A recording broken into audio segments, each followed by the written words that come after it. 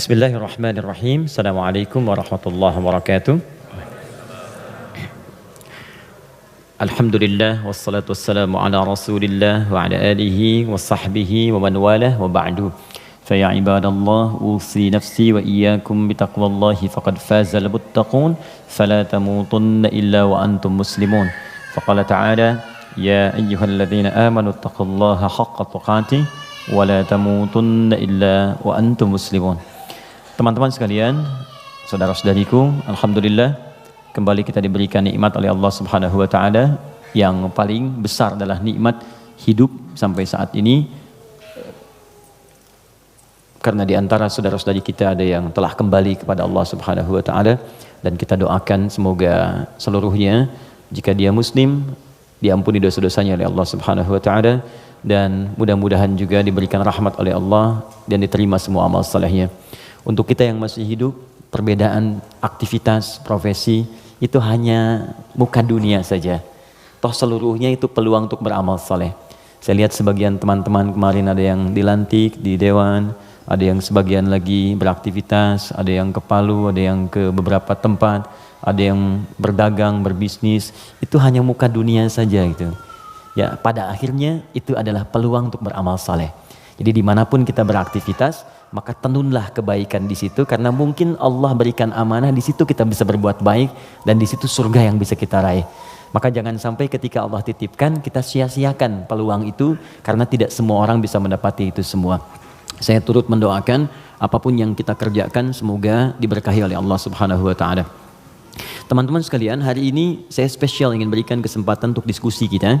Kita tanya jawab hari ini supaya lebih luas dan ada jeda dulu dari apa yang kita bahas dari tema-tema yang lalu, sehingga barangkali temanya bisa lebih meluas untuk diskusi, dan persoalan-persoalan yang kita hadapi mungkin bisa lebih banyak di-share dan diberikan solusinya berdasarkan pandangan Al-Quran dan Sunnah Rasulullah SAW. Sebelum kita buka untuk diskusi ini, tadi dibacakan Al-Fatihah. Saya sedikit saja ingin share dari tinjauan ilmu Al-Qurannya. Al-Fatihah itu satu surat yang sangat istimewa di dalam Al-Quran. Semua punya keistimewaan surah Al-Quran tanpa kecuali. An-Nur itu surah cahaya.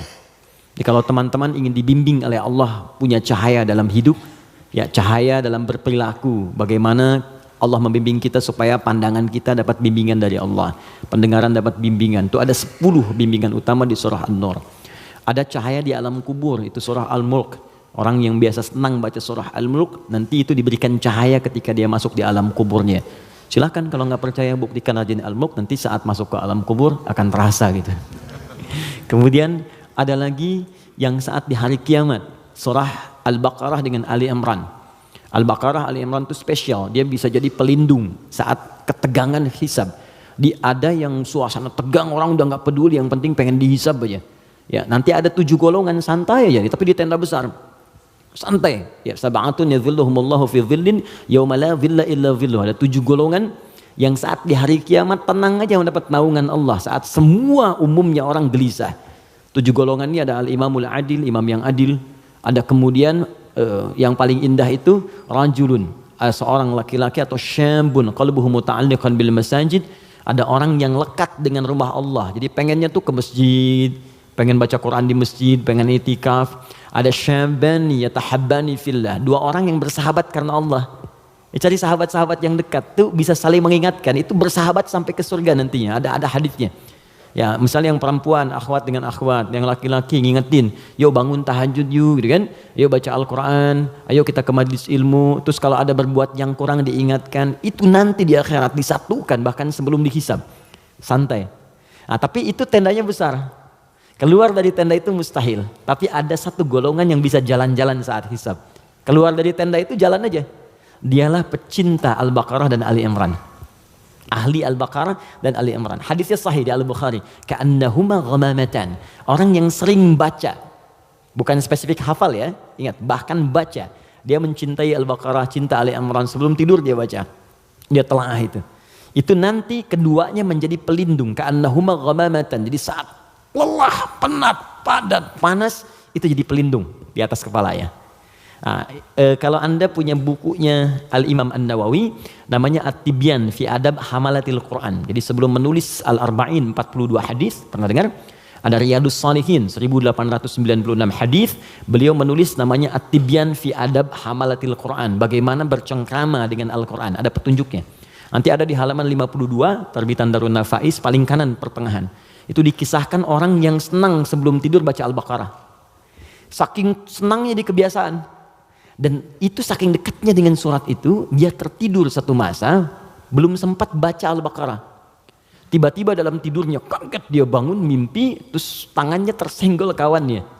Kawannya kaget, bangun juga, dia tanya, "Mas Bika, kenapa kamu begini?" Kata kawan yang tadi, "Wallahi ra'aitul fil manam laqad natahatnil baqarah." Tadi saya di mimpi, di tidur saya mimpi, saya diseruduk Al-Baqarah. Al-Baqarah kan sapi betina gitu kan. Nah, diseruduk, bangun, kamu belum baca saya gitu. Nah, itu sampai begitunya gitu ya. Jadi kalau Allah sudah sayang dengan seorang hamba, terus dia dekat dengan Al-Quran, maka Al-Quran itu akan menjaga kita. Nah, Al-Fatihah dia spesial. Al-Fatihah itu kan ada alnya ya. Ya, Fatihah itu artinya pembuka. Oh, ini kelihatan? Belum saya tulis. Masya Allah, imannya kuat banget, belum ditulis udah kelihatan. Wah, luar biasa. Ya, semoga Allah ampuni dosa kita. Fatihah. Oke. Sini baik-baik, fokus. Fatihah itu artinya pembuka, bukan sekedar pembuka, tapi pembuka semua ragam kebaikan.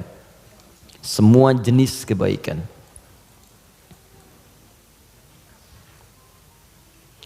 Nah, sebelum ada kalimat Fatihah ini masuk alif lam. Kalau kita belajar gramatikal bahasa Arab di ilmu nahwu khususnya, ya ilmu nahwu. Jadi ada 4 turunan bahasa Arab itu. Jadi ada nahwu, ada sharaf, kemudian sharaf 12 turunannya, ada balaghah 3 turunannya. Ada ma'ani, bayan, badi'. Ma'ani itu untuk memilih kata sehingga diksinya tepat untuk diungkapkan. Kayak kita mau bicara ke orang dewasa dengan anak kecil, anak muda beda kan? Bahasa milenial dengan bahasa yang senior lain ya. Nah, itu ma'ani. Bayan cara mengungkapkannya supaya jelas. Badi untuk memperindah kalimat supaya nyaman diterima. Jadi kalau kita mengajar seperti orang tidak tergurui, memerintahkan tidak tersinggung untuk kemudian diarahkan. Itu badi ya namanya. Sama kayak Anda memuji, saling puji ya. Kamu cantik deh, itu biasa. Tapi kalau kita katakan rembulan pun kalah oleh pesonamu saat ini, itu badi namanya. Silakan bikin status. Arud. Yang terakhir arud. Arud itu sebetulnya ilmu untuk bikin puisi di Arab. Ada 16 rumusnya. 16. Jadi disebut bahar namanya. Ada tawil, tawilun lahulun al-bukhuri fadailu fa'ulun mafa'ilun fa'ulun mafa'ilu. Ada rajaz. Ya mustaf'ilun mustaf'ilun mustaf'ilun mustaf'ilun mustaf'ilun mustaf'ilun. Sautus safiril bulbuli hayyaja qalbi thamili al-ma'u wa zahrum ma'a zahri lahdhil muqali fa anta yasali dari wa sayyidi wa maulali fa kam tayyibuni ghuzailun uqayqali qataftuhu min wadatin fi hadha ar-rajuli fa qala la la la faqad ghada muharwili wal walad wali ya wailali fa qultu la tuwalwili fa bayyinu lu'lu ali qalat lahu hina kadha in radidul muqali kahatan ka khailali tabtabitam tabtabuli. Coba diulang. Itu orang Arab. Cuma nanti belakangan itu bisa jadi rumus untuk bisa membedakan cara baca Quran dengan cara bacaan di luar Quran. Bisa. Di puisi itu kan puisi Arab ada qasidah namanya. Ya qasidah itu asalnya bukan yang pakai rebana, bukan. Ya qasidah itu kalau puisi ada 7 bait disebut qasidah. Misal, rumusnya madid. Mufa'alatun fa'ilatun tala'al badru alaina min thaniyatil wada'. Itu asalnya qasidah. Dari bait puisi rumusnya madid. Ya, tapi orang jahiliyah dulu pun saat masuk Islam itu nggak pernah baca Quran dengan langgam-langgam ini. Ya pernah ada riwayat sampai Nabi misalnya imam baca Quran dengan madid. Ya, tala'al badru alaina wadduha wal laili idza saja. Kan enggak kan? Jadi sejahiliyah-jahiliyah mereka pun itu nggak pernah digunakan langgam ini untuk baca Al-Quran karena memang beda. Jadi kaidah makanya nggak bisa musik misalnya sekarang lagunya dipakai untuk baca Quran itu nggak bisa. Karena beda, ya beda ininya, frekuensinya lain. Gak ada kan imam baca sekarang, iyyaka na'budu wa iyyaka nasta'in, gak ada kan? Ya bisa sih bisa, cuman enggak gitu ya, kan gak enak kedengarannya. Itu ilmunya arud namanya. Dan ini ilmu bisa digunakan untuk mengukur pahala yang diberikan oleh Allah. Nanti lain waktu kita bahas. Nah, Di ilmu nahwu ada al. Al ini punya dua arti secara umum. Satu disebut ta'rif, ma'rifat. Ma'rifat. Ma'rifah. Yaitu huruf yang ketika melekat pada kalimat menunjukkan sesuatu yang khusus, spesifik. Kalau di bahasa Inggris, the mungkin ya, artikel the. Car, mobil, umum. The car, yang ini nih, bukan yang lain. Pen, umum. The pen, yang ini, bukan yang lain. Nah itu dalam bahasa Arab al namanya. Jadi kalau ada al, yang dimaksud yang ini, khusus, spesifik, bukan yang lain. Al pertama yang melekat pada Al-Fatihah, berfungsi ma'rifah, menunjukkan sesuatu yang khusus. Surah ini adalah surah pembuka yang sangat khusus. Karena dia disusun khusus untuk membuka surah-surah dalam Al-Quran. Jelas? Semua ayat Quran itu baik. Dan pembuka kebaikan di ayat-ayat Quran disebut dengan Al-Fatihah. Jadi kalau Anda belajar Al-Fatihah dengan baik, maka Anda akan temukan bahwa surah ini khusus ditempatkan membuka untuk semua untayan ayat-ayat Al-Quran. Yang kedua, al di sini kenapa disebut Al-Fatihah? Karena surah ini khusus ditempatkan untuk membuka bacaan dalam sholat. Jadi ketika kita mulai takbir, Allahu Akbar, rukun bacaan pertama dalam sholat itu Al-Fatihah. Jadi kalau bapak, ibu, teman-teman, ikhwan, akhwat tidak baca iftitah, itu sholatnya masih sah. Karena sunnah hukumnya. Tapi kalau Anda sengaja nggak baca Al-Fatihah, maka Anda mengulang sholat, batal hukumnya. Jelas? Nah, yang dahsyat yang mau saya sampaikan, ini rahasianya. Awas, saya fokus ya, ini rahasia dan diantara kita saja. Oke. Disebut alnya yang kedua dengan istighraq namanya, istighraq. Ya, jangan hafalkan istilahnya, yang penting paham maksudnya. Istighraq itu al yang menunjuk makna yang komprehensif, holistik. Sesuatu yang menyeluruh. Semua menyeluruh sifatnya, tanpa kecuali. Al. Contoh begini. Alhamdulillahi Rabbil Alamin. Al di situ mencakup semua maknanya, komprehensif, seluruhnya tanpa kecuali. Makanya ketika hamdun artinya pujian, alnya diartikan segala. Lihat terjemahan, segala puji hanya milik Allah. Alnya semua, jadi semua jenis pujian kembali ke Allah. Nah konsekuensi fikihnya, kalau kita katakan semua pujian hanya milik Allah, berarti jangan mengambil bagian dari pujian itu, sehingga berkuranglah sifat pujian kita kepada Allah. Contoh, Anda punya anak nih, dilatih baca Quran, bagus, sampai hafal 30 juz. Tiba-tiba teman berkata, oh Masya Allah, ukhti, akhi, anaknya pintar sekali, bagus, hafal Quran. Anda katakan, Alhamdulillah, semua karena Allah. Cukup. Jangan tambahkan lagi. Kalau Anda tambah, berkurang pujian itu. Ya, saya juga berdoa sih, malam-malam saya doakan, terus saya latih juga, kirimkan pada guru yang baik, itu jadi wasilah, nah, itu berkurang. Jelas ya? Anda sakit, kemudian ke rumah sakit, terus kaki sudah mulai agak baik, teman-teman nengok, gimana kondisinya bro? Ya kawan, bagaimana kondisinya? Alhamdulillah, sudah baik. Nah kalau sudah Alhamdulillah jangan ditambah. Ya walaupun sedikit, ya walaupun meskipun barangkali itu hilang semua. Karena ada al. Nah sekarang, masukkan ke sini. Tadi teman kita baca Al-Fatihah, fungsi yang kedua, dia ini. Istighraq menunjuk pada makna semua tanpa kecuali. Kalau digabungkan dengan makna ini rahasianya. Pembuka jenis kebaikan. Masuk al di sini. Maka surah Al-Fatihah, seluruh ayatnya, kalau dipelajari dengan benar dan diamalkan, dia akan membuka semua jenis kebaikan yang diharapkan dalam hidup. Orang ingin sukses, pelajari Al-Fatihah, maka akan dibuka kesuksesan. Ada yang sakit, ingin mendapat kesembuhan cepat, pelajari Al-Fatihah. Di situ ada rahasia bagaimana mendapatkan kesembuhan cepat dari Allah. Orang ingin rezeki, ingin ilmu, pelajari Al-Fatihah. Maka di situ ada nilai-nilai kebaikan yang cepat dibuka. Makanya satu-satunya surah dalam Al-Quran yang banyak namanya sesuai dengan objek kebaikannya hanya Al-Fatihah. Dia disebut Asy-Syifa karena di dalamnya ada kandungan untuk mempercepat datangnya kesembuhan dari Allah. Ada kepala suku di Arab dulu tersengat kalajengking Arab. Racun masuk ke dalam sampai sekarat. Secara medis nggak bisa, semua angkat tangan. Datang rombongan sahabat, yang tadinya mampir ditolak, kemudian dikejar. Ada nggak yang bisa menyembuhkan di antara kalian? Satu orang mengangkat tangan. Kata orang ini, insya Allah, bukan saya akan sembuhkan, kalau Allah berkehendak. Dibawa orang ini, kemudian menghadap pada kepala suku tadi, dilihat kondisinya, dibacakan Al-Fatihah, hanya sekali baca, tidak diulang, tanpa wasilah apapun, begitu dibacakan, selesai baca, sembuh orangnya. Nah, ini pembuka semua jenis, makanya dalam setiap keadaan seringkali dibaca Al-Fatihah, Fatihah, Al-Fatihah. Tapi persoalannya, kok orang dulu bisa sekali baca sembuh, orang sekarang ratusan ribuan kali nggak sembuh-sembuh gitu. Persoalannya apa? Nah, rahasia Al-Fatihah ada di ayat kelimanya. Ini yang mau saya sampaikan, ini hadis qudsi di sini. Ya.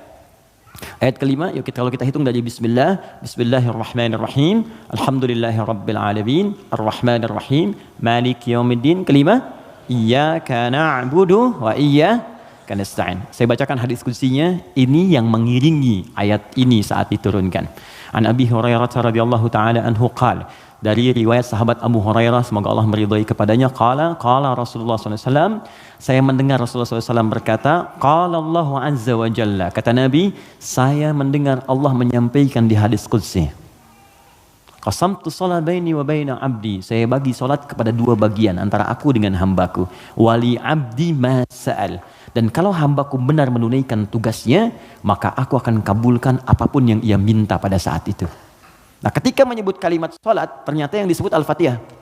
Idza qala al-'abdu, jika seorang hamba benar membaca alhamdulillahi rabbil alamin, qala Allah azza wa jalla, maka Allah akan menjawab, hamadani 'abdi, hambaku sedang memujiku sekarang. Idza qala al-'abdu ar-rahmanir rahim, jika seorang hamba berkata ar-rahmanir rahim, qala Allah azza wa jalla, Allah menjawab, asna alayya 'abdi, hambaku sedang menyanjungku sekarang.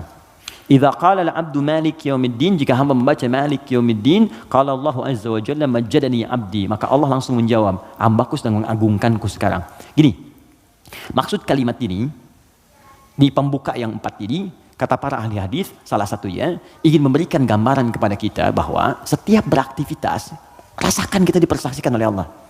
Itu poinnya. Saya ulang ya, kalau Anda ingin mendapatkan janji dari kemuliaan Al-Fatihah ini, maka rumus yang pertama, kata para pakar hadis, rasakan setiap kali kita berinteraksi, sekalipun hanya berkata itu, rasakan Allah mengawasi kita. Itu yang disebut ihsan namanya. Apa namanya? Ihsan. Itu ada di hadis Muslim, nomor hadis yang ke-8, paling kiri sebelah atas. Hadis Muslim. Nomor hadis yang ke-8. Di Al-Arba'in, nomor hadis yang kedua. Riwayat Umar bin Khattab. Ihsan an ta'budallaha ka'annaka tarah fa illam takun tarahu fa innahu yarak. Perhatikan baik-baik. Anda jadikan, kata Nabi, ini rumus cepatnya, kalau semua hidup ingin dimudahkan oleh Allah, semua ingin dibuka kebaikannya, maka pertama jadikan semua aktivitas kita sebagai ibadah. Itu poinnya. Yuk teman-teman yang kerja, niatkan ibadah. Kalau Anda cuma kerja aja, jangankan Anda, yang belum beriman pun kerja juga. Coba cek. Anda bisnis, dia bisnis. Bisnisnya sama dengan Anda. Anda kerja, dia kerja. Kerjanya sama dengan Anda. Di kantor yang sama, jamnya sama, pekerjaannya sama. Dia belum beriman, Anda beriman. Pertanyaan saya, yang membedakan iman Anda dengan dia yang belum beriman apa? Maka kata Nabi, mesti ada bedanya. Bedanya itu adalah, jadikan pekerjaan kita diniatkan ibadah. Itu poinnya. Makanya setiap pekerjaan kita itu pasti melekat doa di dalamnya. Untuk menjadikan pekerjaan jadi ibadah. Silahkan cek. Cuma dalam Islam ya, dan kita hormati yang lain. Oke, jangan mencelanya apapun, kita hormati, tapi kita yakini untuk menunjukkan Islam itu agama yang benar. Cuma dalam Islam yang seluruh aktivitasnya bersanding dengan doa. Dari bangun tidur sampai tidur lagi. Coba lihat. Bangun tidur kita ada doanya nggak? Ada. Cek. Yang lain tidak. Bangun tidur kita ada doa. Makan ada doanya? Ada. Minum? Ada. Berpakaian? Ada.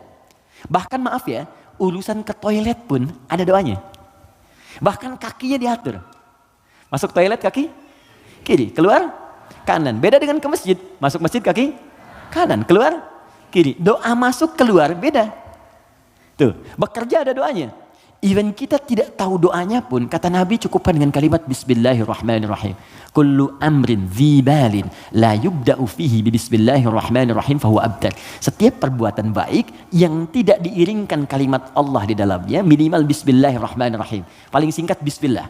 Minum Bismillah, makan Bismillah, ya bekerja Bismillah. Itu kalau kita nggak ungkapkan itu mohon maaf, nilai ibadahnya hilang. Ya. Nah, apa manfaat menjadikan aktivitas kita ibadah? Di antara manfaatnya, kalau kita menjadikan itu ibadah dan kita merasa disertai, diawasi oleh Allah, maka mustahil Anda akan mengerjakan yang buruk dalam hidup. Mustahil. Ini ada minuman ditawarkan pada Anda. Dan Anda merasa saat akan minum ini, Allah mengawasi kita. Maka mustahil Anda akan menyentuh minuman yang tidak disukai oleh Allah. Mustahil. Demi Allah saya katakan. Nggak akan pernah Anda minum minuman yang dilarang, bahkan mengucapkan kalimat bismillah. Udah minum aja dulu whiskinya pakai bismillah biar dosanya kurang dikit. Nggak bisa. Mustahil. Nggak akan Anda sentuh. Pekerjaan juga begitu. Ya, kaki, tangan, teman-teman yang tugas di dewan, nggak akan nyusun anggaran macam-macam. Kenapa? Karena merasa Allah lihat. Nggak mungkin Anda tanda tangan sesuatu, sementara Anda merasa disaksikan Allah. Dan Anda tanda tangan pada yang buruk, mustahil. Oh tapi kan fee-nya besar nih proyeknya. Allah menyaksikan kita. Atau saya istikharah dulu deh biar benar. Jelas ya? Nah, kalau kita merasa disaksikan Allah, kemudian kita berada di track yang benar untuk mengerjakan kebaikan. Jadi dari mulai kepala sampai kaki itu semua baik. Melihat baik, karena takut begitu melihat yang salah Allah lihat nih, malu. Mendengar baik, melangkah baik. Ketika kebaikan ini dijaga, maka terbukalah semua pintu kebaikan. Ini maksudnya. Maka ketika Anda jadikan ibadah, maka perhatikan kalimatnya. Idza qala al-'abdu, ketika hamba sampai pada kalimat iyyaka na'budu. Ya Allah, kepadamu saja, untukmu saja. Perhatikan cara menerjemahkannya. Kami beribadah. Maksudnya kami jadikan semua aktivitas kami sebagai ibadah hanya kepadamu saja. Salat kami hanya untukmu. Puasa kami hanya untukmu. Bekerja pun kami niatkan mendapat ridhamu. Tidur pun kami niatkan mendapat ridhamu. Makanya sebelum tidur kita ada doanya. Kan? Jika Anda benar mengucapkan kalimat ini, iyyaka na'budu, dan kita praktekkan dalam hidup, perhatikan. Wa iyyaka nasta'in. Ya Allah, saya seorang hamba yang pasti punya persoalan dan butuh pertolonganmu. Kalaupun saya punya masalah, pasti saya hanya akan minta kepadamu. Lihat jawabannya. Hadza baini wa baina abdi. Langsung dijawab oleh Allah tuntas. Ini perjanjian antara aku dengan hambaku. Wali abdi. Kalau hambaku benar komitmen dengan perkataannya, mengerjakan semua aktivitasnya sebagai ibadah kepadaku, masalah apapun yang dia minta, aku akan kabulkan. Hadis qudsi. Apapun yang dia minta, aku akan kabulkan. Bahkan ada orang yang belum minta sudah diberikan oleh Allah Subhanahu wa taala, bergantung pada level ibadah yang ia kerjakan. Semakin tinggi, semakin kuat. Nah, kalau Anda kumpulkan jumlah ibadah ini, ada sholat, ada puasa, Anda tingkatkan, infak, baca Quran, semakin ditingkatkan semakin tinggi, maka kumpulan ibadah ini disebut takwa namanya. Apa namanya? Takwa. Karena itu ketika Quran menyebutkan kalimat takwa, pasti bersanding dengan ibadah. Coba lihat, sholat ibadah bukan? Kalimat sholat dibuka dengan takwa. Dzalikal kitabul la raiba fihi hudal lil muttaqin. Al-Baqarah ayat 2. Siapa orang takwa di sini? Ayat 3. Alladzina yu'minuna bil ghaib wa yuqimunas shalah. Oke, teman-teman, kita puasa. Puasa dibandingkan dengan takwa. Al-Baqarah ayat 183. Ya ayyuhalladzina amanu kutiba alaikumus syiyam kama kutiba alal ladzina min qablikum la'allakum tattaqun. Yang kemarin haji, semoga Allah terima hajinya. Yang umrah, semoga yang belum segera berangkat insyaallah. Ya, yang gak cukup dengan amin, nabung, siapin schedule yang baik. Oke, sekarang lihat, kita haji yang umrah, itu muaranya takwa. Buka Quran surah kedua, ayat 197, paling kanan sebelah atas. Al-hajju ashhurum ma'lumat, faman faradha fihinna al-hajja fala rafatha wala fusuqa wala jidala fil hajj wa ma taf'alu min khairin ya'lamhu Allah wa tazawwadu fa inna khairaz zadi taqwa. Semua takwa. Nah, rahasianya di sini. Kenapa kita diminta salat, puasa, zakat, takwa? Karena ternyata takwa itu wasilah untuk mencapai harapan yang kita inginkan. Buka Quran surah kelima ayat 35, paling kanan sebelah bawah di mushaf. Quran surah kelima Al-Ma'idah ayat 35. Saya kasih rumus cepat, setelah ini kita diskusi. Oke.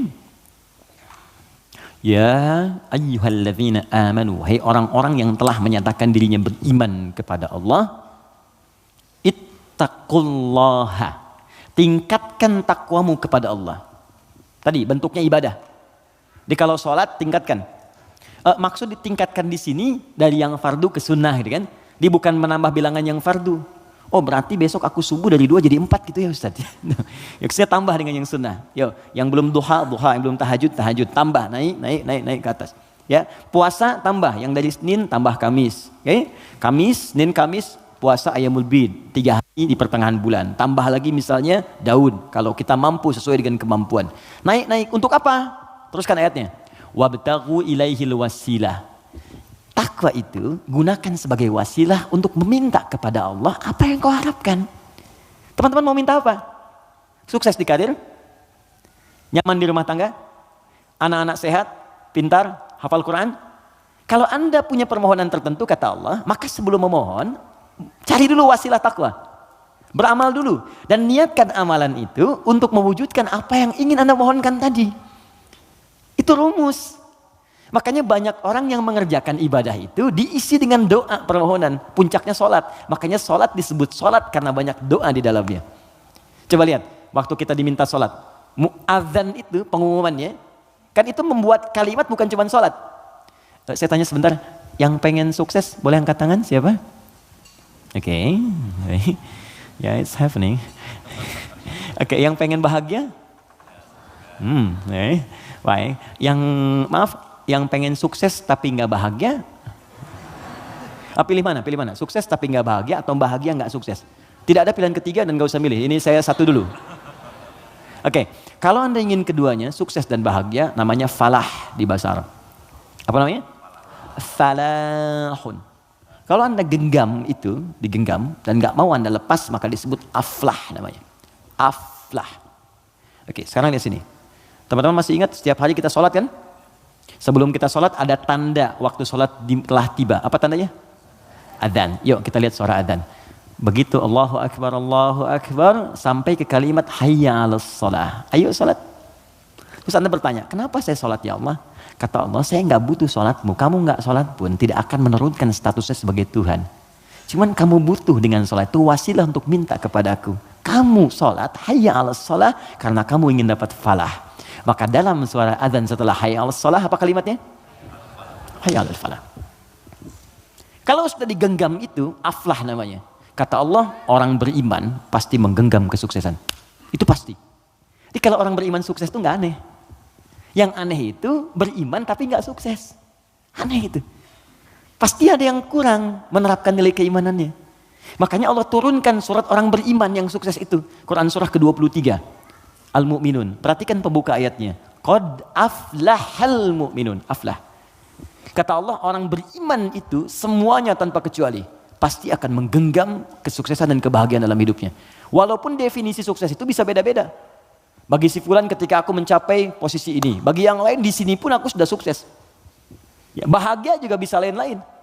Ya, orang berkata minum kopi udah bahagia, minum teh bahagia, bahagia itu begini, bahagia itu seperti ini. Tapi Quran tuh memberikan yang pasti gitu. Karena semua manusia itu relatif. Kata Allah, kalau engkau ingin menggenggam kebahagiaan itu, maka ini amalannya. Alladzina hum fi salatihim khashi'un, salat. Alladzina hum lizakati fa'ilun, zakat.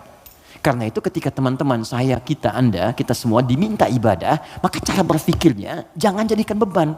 Kalau jadi beban capek Anda.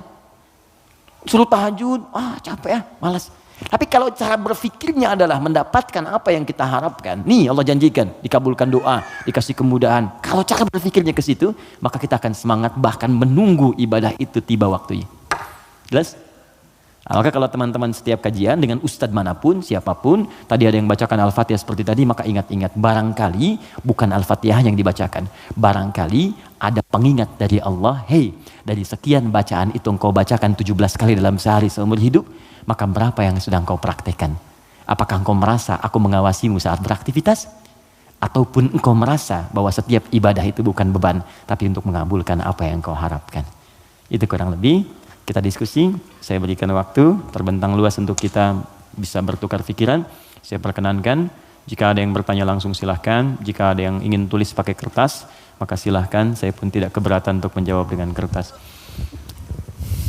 Silakan. Bismillah, Assalamualaikum warahmatullahi wabarakatuh. Salam. 2 pertanyaan Ustadz. Silakan. Pertama terkait Al-Fatihah. Terkait? Surat Al-Fatihah. Okay. Saya ingin bertanya asbabul nuzulnya, kapan diturunkan, bagaimana ceritanya, itu yang pertama. Yeah.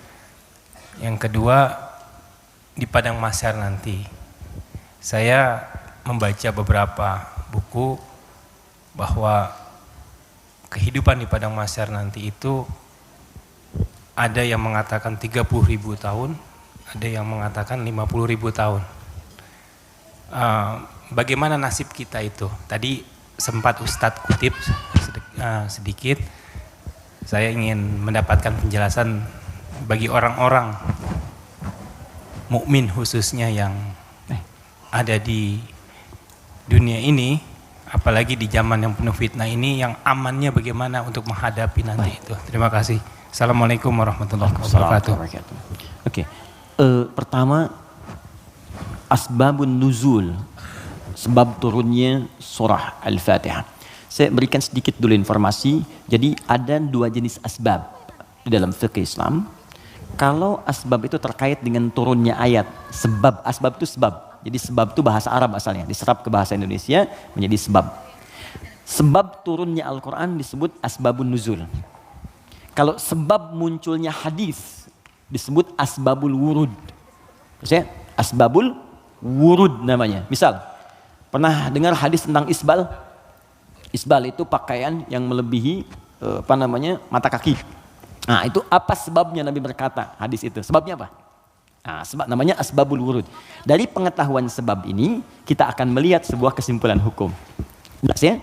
Baik, sekarang apa sebab turunnya Al-Fatihah? Penting diketahui tidak semua surah dan ayat dalam Al-Quran memiliki asbabun nuzul, sebab turun.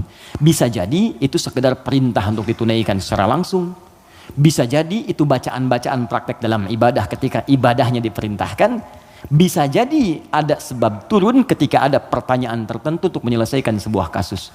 Al-Fatihah masuk pada bagian yang tidak ada asbabun nuzulnya, tapi menyertai perintah ketika diturunkan. Apa perintahnya? Salat. Diperintah salat ketika diturunkan, Nabi diperintahkan setahun sebelum hijrah, usianya 52 tahun. Jadi usia 53 tahun, beliau hijrah kemudian ke kota Yathrib yang kelak menjadi Al-Madinah Al-Munawwarah. 13 tahun berdakwah di kota Mekah, setelah usia 40 tahun diangkat menjadi Rasul, turunnya surah Al-Alaq. Setelah itu kemudian 12 tahun sebelum hijrah turunlah perintah salat. Saat perintah salat itu diturunkan, mesti ada bacaan yang dibacakan. Maka turunlah kemudian Al-Fatihah di situ. Saat turun di situ, kalimatnya Alhamdulillahi Rabbil Alamin, Ar-Rahmanir Rahim, Maliki Yawmiddin, Iyyaka na'budu wa iyyaka nasta'in, Ihdinas siratal mustaqim, siratal ladzina an'amta 'alaihim ghairil maghdubi 'alaihim waladdallin. Kemudian setelah turun digunakan dalam salat. Saat hijrah ke Yathrib yang kelak jadi Al-Madinah Al-Munawwarah, tiba-tiba si kecil namanya Abdullah, anak laki-lakinya Abbas paman Nabi, beda 3 tahun usianya dengan Nabi. Abbas, anak laki-laki Ibnun, maka sering disingkat Ibnu Abbas. Ibnu Abbas nama aslinya Abdullah. Ingat teman-teman, saya berikan rumus sedikit ya. Kalau Anda belajar hadis, menemukan kalimat Ibnu Omar, Ibnu Abbas, itu nama aslinya rata-rata Abdullah.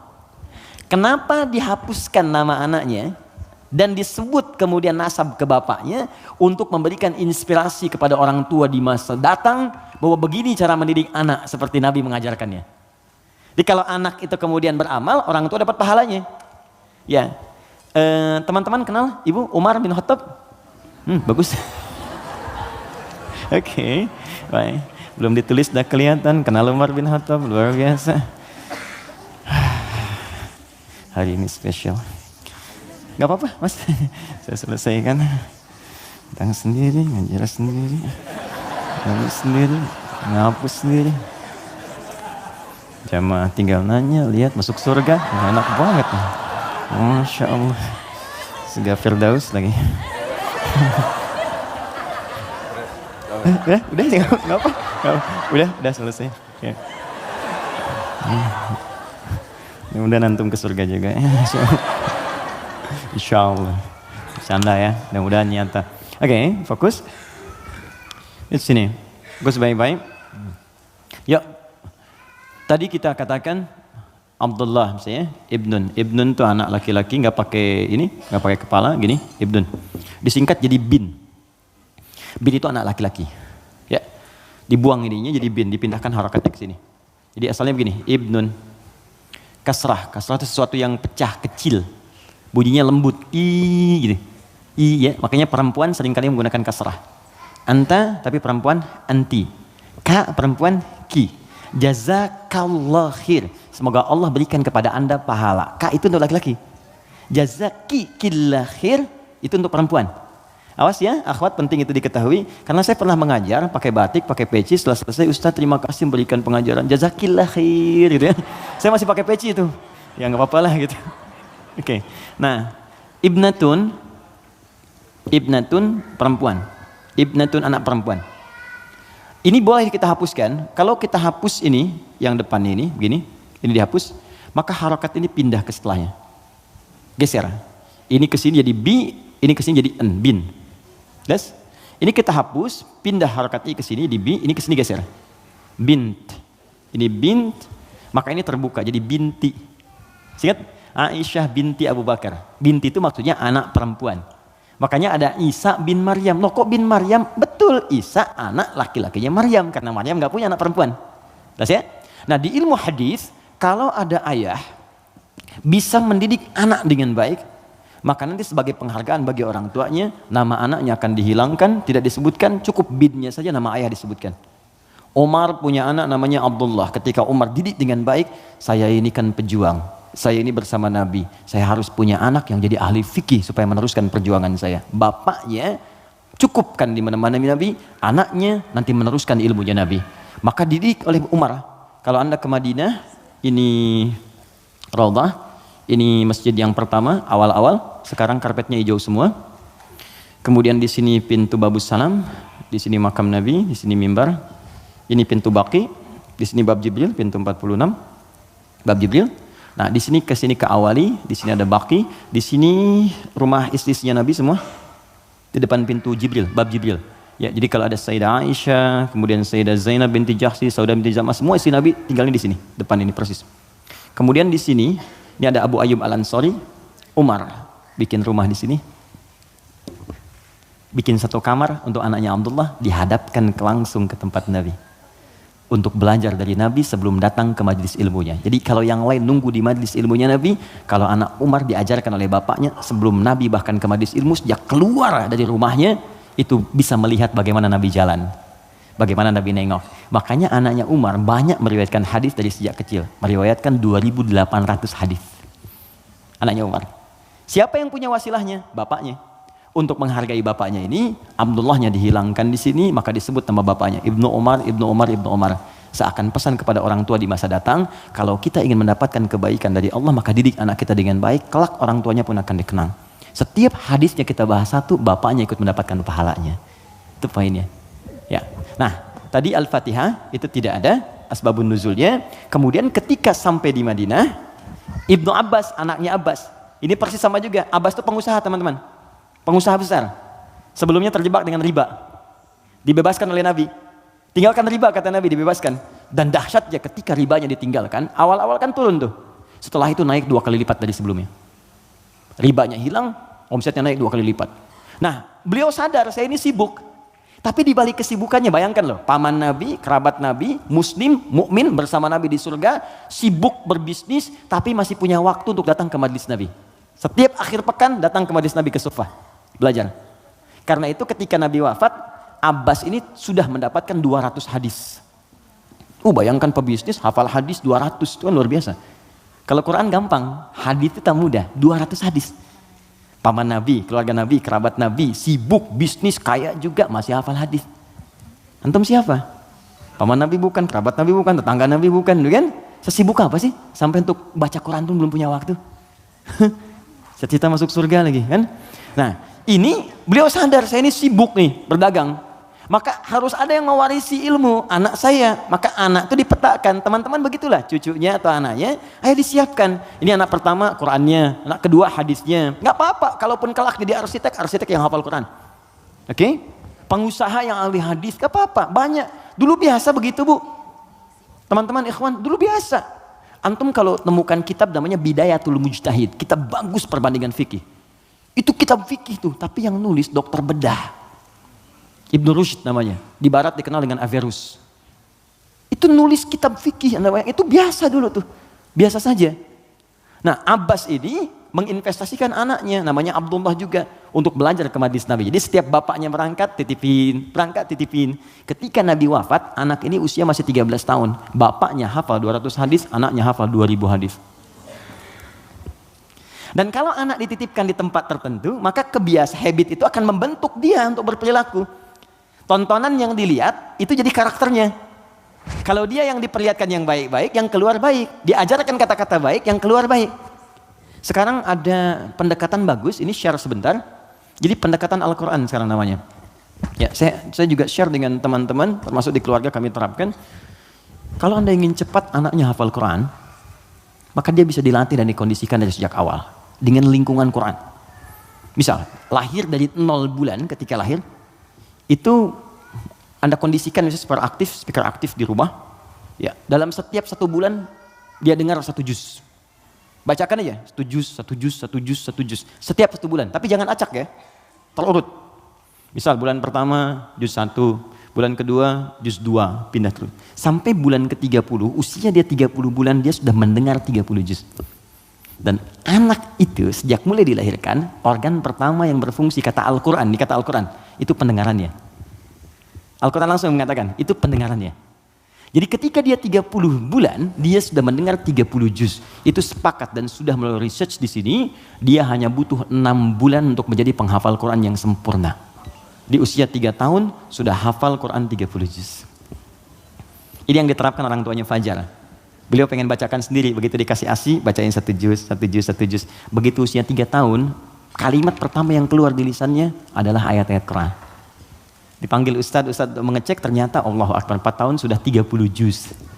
Terakhir kami ketemu sedang menghafal tafsir. Dan divonis lumpuh otak. Anda bayangkan, lumpuh otak hafal Quran 30 juz. Dan di mana Anda pada saat ini? Ya, kembali ke sini. Dia bertanya, Mas Primus, apa pertanyaannya? Ya Rasulullah, karena dia terbiasa dengan taklim, jadi dunianya masuk. Ya Rasulullah, kenapa Allah nggak turunkan 1 ayat yang bisa membatasi antara surah satu dengan surah yang lainnya? Karena dulu masih nyambung, Al-Falaq nyambung ke An-Nas, sebelumnya Al-Ikhlas. Jadi orang nggak tahu pembatasnya di mana, walaupun dibacakan oleh Nabi. Maka diturunkanlah kemudian Bismillahirrahmanirrahim. Ya, karena pertanyaan anak kecil itu. Dijawab kemudian, Ibnu Abbas tuh sering bertanya, turun jawaban. Al-Baqarah 189 itu turun karena pertanyaan Ibnu Abbas. Ya Rasulullah, kok bulan bentuknya robah-robah, kemarin sabit, sekarang setengah, sekarang bulat betul, kenapa begini? Kenapa jadi ahillah turun? Yas'alunaka 'anil ahillah. Masya Allah, qul hiya mawaqitu lin-nasi wal hajj.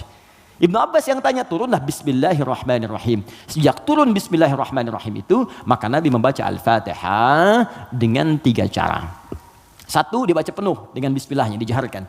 Bismillahirrahmanirrahim. Alhamdulillahi rabbil alamin. Ar-Rahmanirrahim. Baca. Baik. Ada yang kadang Nabi bacanya silent. Bismillahirrahmanirrahim. Alhamdulillahi rabbil alamin. Ar-Rahmanirrahim. Ada yang kembali ke awal tadi, nggak dibaca sama sekali. Alhamdulillahi rabbil alamin. Ar-Rahmanirrahim. Maliki yaumiddin. Maka dari sini riwayat tersebar, boleh dibaca. Ada yang keempat, rakaat pertama dibaca jahat kata Abu Hurairah, Bismillahirrahmanirrahim. Yang kedua nggak dibaca sama sekali. Ada 70 hadis jumlahnya. Maka disimpulkan oleh para ulama, cara membaca Al-Fatihah disepakati dituliskan di mushaf Bismillahirrahmanirrahim. Bismillahnya bisa dibaca dengan 4 cara. Jahar, kencang, silent, tidak dibaca sama sekali, dibaca rakaat pertama, selanjutnya tidak. Semua riwayat tersambung kepada Nabi dan tidak ada kaitan dengan ormas tertentu. Oke? Karena saya pernah tugas di Mekah 2010 menyambut jemaah haji. Begitu datang depan Masjidil Haram, Isya imamnya Syekh Sudes. Ya, kan di situ mazhabnya Hambali, jadi disirkan. Bismillahirrahmanirrahim. Alhamdulillahi rabbil alamin. Komentar pertama makmumnya, "Wah, iki imamnya Muhammadiyah loh." Muhammadiyah cabang Masjidil Haram Anda bayang. Ketuanya Syekh Sudes. Jadi nggak ada hubungan baik NU Muhammadiyah atau yang, kita berkomunikasi baik ya, kemudian saling bangun hubungan baik, tapi paham ilmunya. Jadi kesimpulannya tidak ada asbabun nuzul untuk Al-Fatihah, tapi hanya terkait untuk kebutuhan dalam menunaikan ibadah. Tapi kemuliaan fadilahnya diungkapkan kemudian oleh Nabi, dipraktikkan dalam kehidupan dan dirangkum oleh para ulama dalam kitab tafsir. Sampai sini bisa dipahami?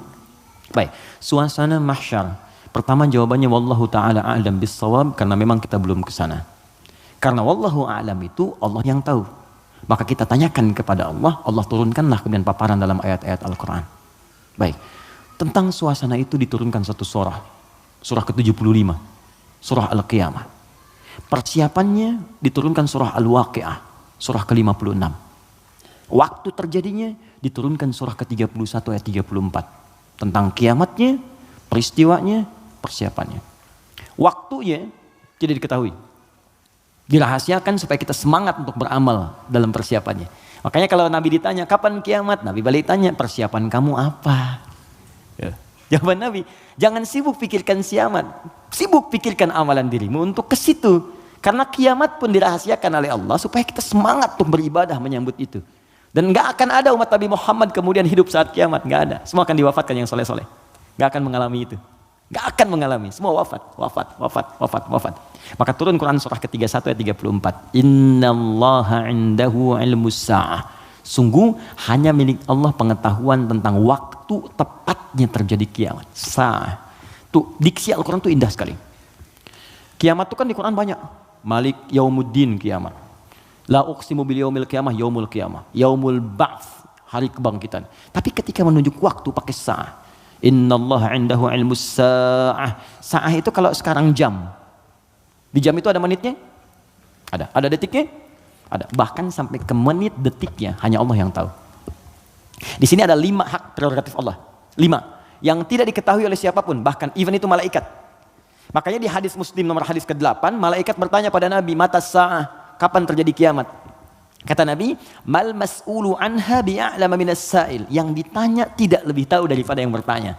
Anda kan yang dekat dengan Allah, Anda yang tahu. Nah, ini ingin menegaskan bahkan saya pun malaikat yang paling dekat dengan Allah nggak tahu kapan terjadinya. Apalagi dukun yang kemudian tiba-tiba ada di bumi. Ya, ahli langit pun nggak tahu masa ahli bumi kemudian tiba-tiba bisa menerawang. Ya, makanya kalau ada yang mengatakan kiamat akan terjadi tanggal sekian, bulan sekian, tahun sekian, udah abaikan aja. Ya, itu paling gampang, sudah jauhi. Saya di Garut dulu tahun 99, itu menjelang tanggal 9, bulan 9, tahun 99, tersebar isu akan terjadi kiamat. Sebagian ada yang sepi tuh, sepi di pasar Garut tuh, Tarogong sepi apa. Saya bilang kenapa nggak pada beraktivitas, isu kiamat menyebar. Tiba-tiba nggak terjadi, diundur katanya ke tahun 2012. Terjadi pengunduran kiamat, Anda bayangkan. Jadi itu poinnya. Jadi kalau waktu, jangan ditanya kapan terjadi. Yang penting untuk diketahui adalah persiapan kita apa. Dan paling dahsyat adalah jika terjadi perbuatan-perbuatan yang dengan perbuatan itu justru tanda-tanda kemudian kiamat itu semakin menuju dekat. Tapi dekat dalam pandangan Allah dengan kita berbeda. 1 hari bagi Allah hitungannya hari, bagi kita kan 1000 tahun. Ya kan? Bagi Allah dekat nih. Iqtarabatis sa'atu wansyaqqal qamar. Bulan telah terbelah, kiamat semakin dekat. Kiamat semakin dekat itu bukan saat Bang Deddy bikin sinetron. 15 abad yang lalu itu turun ayat, kiamat sudah dekat. Itu kalimat Quran. Kiamat sudah dekat 15 abad yang lalu, cuman sudah 15 abad belum kejadian. Karena bagi Allah tuh gampang, tinggal 10 hari lagi, tinggal 7 hari lagi, cuman sehari itu kan ribuan tahun. Jelas ya? Maka jangan dipikirkan waktunya, tapi Nabi kemudian ditanya oleh malaikat, "Ma amaratuha?" Apa tanda-tandanya? Ya, idza talidal amatu rabbataha, jika sudah budak melahirkan tuannya. Wa antaral khufatal 'arata, ya, jika seorang budak melahirkan tuannya, jika engkau melihat seorang penggembala bertelanjang kaki, telanjang dada, kemudian berlomba-lomba meninggikan bangunan. Ya, budak melahirkan tuannya, itu ada yang menyebutkan suasana sudah mulai terbalik.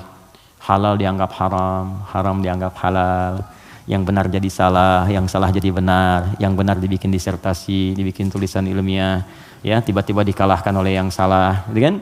Yang salah kemudian menyebar, jadi dianggap biasa. Jika sudah maksiat tingkat yang tinggi dianggap biasa, bukan yang rendah.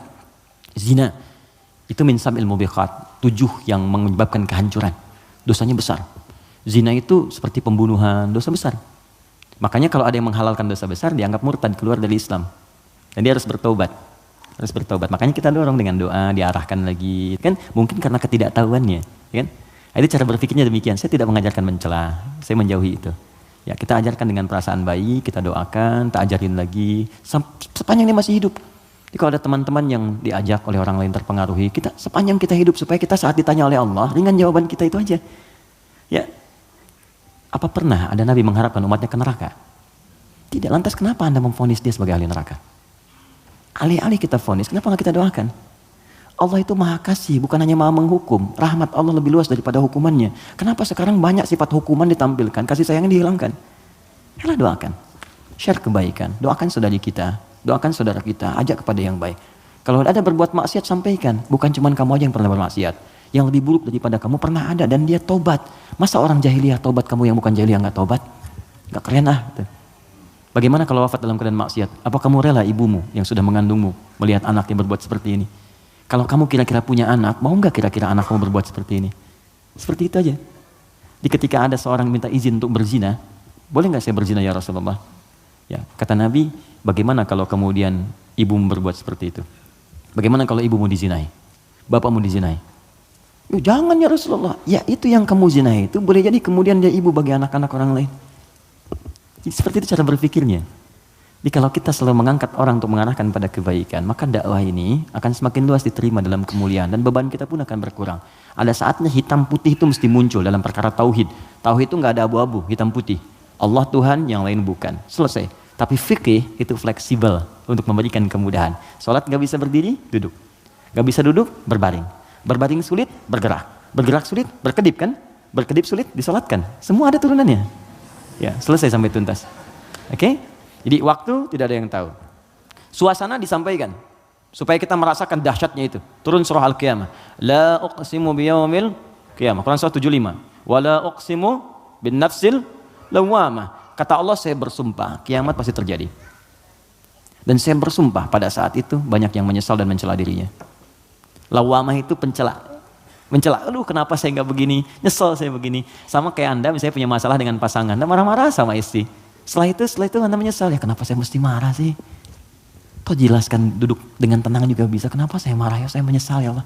Tapi biasanya, pertama setan akan menghambat kita untuk berbicara dulu. Ditahan, jadi diam-diaman gitu. Itu begitu tuh caranya. Itu di Quran ada. Dan solusinya juga ada. Dan ada penyesalan setelah itu. Sama ke anak juga begitu. Anak berbuat salah terus kita marah ya. Kamu ini kemarin gak ngerti mama ya. Tapi setelah itu ya Allah kok saya marah sih. Ya, kok saya marah sih gitu ya. Nah itu lawamah namanya. Mencela diri pada sesuatu yang tidak seharusnya terjadi. Hari kiamat lebih banyak lagi. Kenapa dulu saya gak sholat? Kenapa dulu saya gak beriman? Kenapa dulu saya begini? Itu kiamat. Dan itu sudah bukan ranah kita lagi. Kata Allah, kalian yang beriman wafat dulu supaya gak melihat hiruk pikuk orang. Udah. Biarkan mereka sibuk menyesali dengan apa yang telah mereka kerjakan. Karena kamu dakwahi, gak mau beriman juga. Diberikan 5 kali sehari petunjuk dari bangun tidur sampai tidur lagi. Ini Allah nih, syahadatlah, ayo sholat, ayo beramal. Ini Allah nih, Allahu Akbar. Bahasa Arabnya. Ya, asyhadu an la ilaha illallah. Kan 5 kali kan? Dari bangun tidur sampai tidur lagi. Sepanjang hidup loh, setiap hari. Kurang apa lagi? Kurang apa lagi? Dan lafaz ini, kenapa disebut adzan? Apa artinya adzan? Panggilan. Apa artinya panggilan? Adzan. Saya memanggil kamu kemarin, saya mengadani kamu kemarin. Tidak. Adzan itu panggilan, tapi bukan sekedar panggilan. Adzan itu seakar juga dengan kata uzun, jamaknya adzan, artinya telinga. Kenapa lafaz ini disebut dengan adzan? Karena Allah menjamin lafaz ini satu-satunya lafaz di muka bumi yang terus akan didengar oleh orang yang masih punya pendengaran di telinganya. 24 jam tidak berhenti. Makanya waktu adzan itu bisa berbeda di setiap tempat. Coba lihat, di sini adzan, nanti setelah saya Bintaro adzan, Tanah Kusir adzan, kan? Jakarta adzan, ke Bekasi adzan, sebelumnya ke Bandung, terus 24 jam. Itu Mesir selesai adzan, Libya adzan, Libya selesai Tunis adzan, Maroko adzan. Demikian terus 24 jam diperdengarkan supaya kita nggak punya alasan lagi di hadapan Allah Subhanahu wa taala. Makanya orang-orang yang nggak mau beriman sampai dengan kiamat dalam persepsi kita umat Islam, nanti yang beriman diwafatkan dulu supaya kamu nggak capek lagi melihat hiruk pikuk mereka. Kamu istirahat aja nanti. Sampai saat hisab selesai. Jadi begitu kiamat terjadi, kacau semuanya. Yang sedang disebutkan di surat Abasa itu, ya, bagaimana seorang yang mengandung tiba-tiba bisa keguguran. Ya yauma yafirul mar'u min akhi wa ummihi wa abi wa fasilatihi tuwi, ya, wa man fil ardi jami'a. Semua orang enggak akan ingat, Pak. Kata Al-Qur'an saking dahsyat, jangankan gini ya, maaf. Gempa terjadi. Apa Anda masih bisa ingat dengan teman-teman ini? Demi Allah saya katakan, gempa goyang dikit udah keluar, lari semua. Masing-masing menyelamatkan dirinya. Dalam bahasa Arab sekali gempa disebut zilzal. Kalau digoyang, idza zulzilatil ardu, sekali. Ya, sekali, kalimatnya sekali. Zulzilatil ardu itu artinya goncangannya menghancurkan yang atas, hancur semua ke bawah. Jelas? Tapi kalau disebutkan 2 kali, kalimat keduanya bentuknya bisa verb, kata kerja, atau juga noun, bisa kata benda. Bisa fi'il, awas, bisa isim, kata kerja atau kata benda. Fokus. Kalau kata kerja diulang 2 kali. Idza zulzilatil ardu zulzilat. Kalau kata benda untuk menunjukkan suasana hancur semua bendanya pakai kata benda, zilzal. Idza zulzilatil ardu zilzalaha. Kalau disebutkan 2 kali, itu bukan yang atas hancur ke bawah, tapi yang di bawah naik semua ke atas. Kata Allah, kalau semua orang sudah nggak peduli dan menganggap biasa gempa-gempa dengan skala-skala tinggi yang menghancurkan, yang atas hancur ke bawah, sudah nggak peduli dianggap biasa. Udah jadi berita aja, gempa Ambon sekian, gempa Palu sekian, gempa Aceh sekian, gempa sudah biasa. Nanti saya akan datangkan gempa yang tidak biasa, yang membuat semua orang baru merasakan apa yang terjadi. Saya naikkan semua yang dibawa ke atas. Wa akhrajatil ardu athqalaha. Baru orang berkata, wa qalal insanu malah. Ini ada apa ya? Ada apa ya? Anda ini dikasih gempa biasa aja, yang biasa, itu semua keluar, lari. Bursa efek keluar, yang di pegawai ini keluar, pekerjaan kantor ini keluar semua karena ketakutan. Nanti mau lari kemana? Karena yang di bawah ini diangkat ke atas semua. Puh. Saat itu kita sudah nggak ada. Karena orang beriman oleh Allah tuh diistirahatkan. Istirahat dulu aja, biar hancur semua dulu. Ntar baru dibangunkan lagi. Muncul lagi. Itu di surah Qiyamah. Al-Qiyamah, suasananya di Abasa ada. Terus cara berbekalnya, bukalah kemudian surah Al-Waqi'ah. Makanya sering kita diminta baca Al-Waqi'ah. Kan berurut tuh, 55, 56, 57 kan? 55 apa? Ar-Rahman, kan? Nah, jangan dibaca saat pernikahan aja. Ya. Saat lamaran baca Ar-Rahman. Sekarang tuh keren, tapi saya senang bagus-bagus sekarang pakai Al-Quran. Ya. Sampai ada seorang kiai kedatangan 3 orang ya untuk melamar putrinya, cantik, bagus, soleha. 3 orang datang melamar, pertanyaan pertama Quran. Anda siapa namanya? Saya Anas Pak. Bagus, baca surat Anas. Anas. Ya bagus katanya. Yang kedua siapa namanya? Saya Torik Pak. Ya, baca At-Torik. Baca bagus ya. Yang kedua belum disuruh udah pucat tuh. Adik siapa namanya? Saya Imran Pak. Tapi dia pintar. Tapi panggilan sehari-hari Kulhu Pak. Ya Allah, udah sini. Oke, jelas ya Mas Bima? Oke, jadi baca surat Al-Waqi'ah untuk berbekal. Wa ashabul yamini wa ashabul yamin. Yang pegang tangan di tangan kanannya saat kiamat itu enak banget, tinggal menikmati surganya. Ada yang pertamanya sabiqun, yang duluan masuk surga. Tapi mereka golongan sedikit. Jangan diratapi ya sedikit saya nggak masuk. Bukan, masuklah ke dalam golongan sedikit itu. Nanti ditafsir di ayat lain, bagaimana cara masuk ke dalam golongan itu? Ditafsir di An-Nisa, Quran surah keempat ayat 69, paling kanan pertengahan. Wa may yuti'illaha wa rasul, siapa yang mau taat kepada Allah dan Rasulnya, fa ulaika ma'al ladzina an'amallahu 'alaihim, maka mereka akan disertakan dengan golongan sedikit. 4 golongan saja. Minan nabiyyina, dengan semua nabi. Jadi ada orang yang tinggal di surga sekomplek dengan semua nabi. Dari Nabi Adam sampai Nabi Muhammad SAW. Enak tuh. Kamu tinggal di mana, akhi? Surga biasa. Tangganya siapa? Ya, depan saya Nabi Ibrahim. Masya Allah. Belakang saya Nabi Musa. Samping kiri saya tuh ganteng-ganteng Nabi. Dulu kan ente nonton ganteng-ganteng serigala. Ini ganteng-ganteng Nabi. Nabi Yusuf. Kanan saya Nabi Muhammad SAW. Nah, itu yang bisa menyatu dengan itu 3 golongan. Ya, siapa dia? Siddiqina wasyuhada'i wassalihin. Siddiqin itu orang jujur. Yang dimaksud jujur di sini adalah jujur mempraktekkan bimbingan Quran dimanapun dia berada. Anda misalnya aktif di dewan, kata Quran jujur, praktekkan jujur, benar, jaga kebenaran, tawadhu, sabar, praktekkan semuanya. Sampai wafat gak apa-apa, capek itu wajar. Capek itu emang dunia untuk capek. Dunia itu tidur aja capek. Sementara aja. Nanti kalau sudah selesai, tenang kita. Dunia ini capek, sedang tidur dibangunin capek. Nanti kalau sudah selesai, gak akan bisa dibangunin lagi.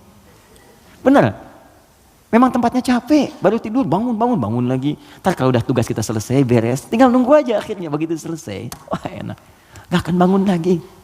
Kalau udah selesai, dibangunin juga percuma, gak akan bangun. Nah udah istirahat, waktunya tiba. Gak apa-apa, capek dulu aja. Ada waktunya kita tinggal menunun dan mendapatkan apa yang kita telah tenun selama ini. Tenun di dunia, dan panen saat kita kembali kepada Allah. Makanya orang-orang baik itu saat meninggal itu ditampakkan pahalanya. Sehingga itu ya betul. Nah, jadi saat mendapatkan itu, penampakan pahala, tenang dia, nyaman. Karena nyaman itu udah gak ingat meninggal. Karena nggak ingat itulah perasaannya tenang, seakan-akan tenang, nggak sadar, udah lepas dari rohnya. Itu ada di Quran di surah ke 89 ya, di 89 di ayat ke-27 sampai 30. Al-Fajr. Ya ayyatuhan nafsul mutmainnah, irji'i ila rabbika radiyatan mardiyah. Hei jiwa yang sedang tenang, tenang ya, tenang aja, tenang, ngelihat pahalanya. Banyak ya Allah, alhamdulillah. Lagi tenang-tenang begini tiba-tiba tuh diambil ya nyawanya. Selesai. Irji'i ila rabbika radiyatan mardiyah. Cepat pulang ke sini kepada Rabbu. Aku ridho dengan amalmu, engkau pun akan ridho dengan pemberianku. Fadkhuli fi ibadi, engkau masuk dalam golongan hambaku terbatas. Wadkhuli jannati, aku siapkan surga untukmu dari sekarang. Semoga kita diberikan bagiannya insyaallah. Assalamualaikum Ustaz, Assalamualaikum warahmatullahi wabarakatuh. Bagaimana caranya untuk mempunyai self control yang baik? Saya merasa saya selalu mendapatkan apa yang saya mau, tapi ada satu kendala sehingga saya tidak bisa mendapatkan hal tersebut. Bagaimana supaya saya bisa mengendalikan ego saya? Baik, ada dua caranya. Pertama, Al-Quran menganjurkan untuk merenungkan setiap tindakan yang kita lakukan, akibatnya akan seperti apa. Merenungkan akibat dari sebuah tindakan disebut tadabbur namanya. Dari dabara, sesuatu yang di belakang, tadabbur. Jadi kalau mau berbuat, difikirkan dulu.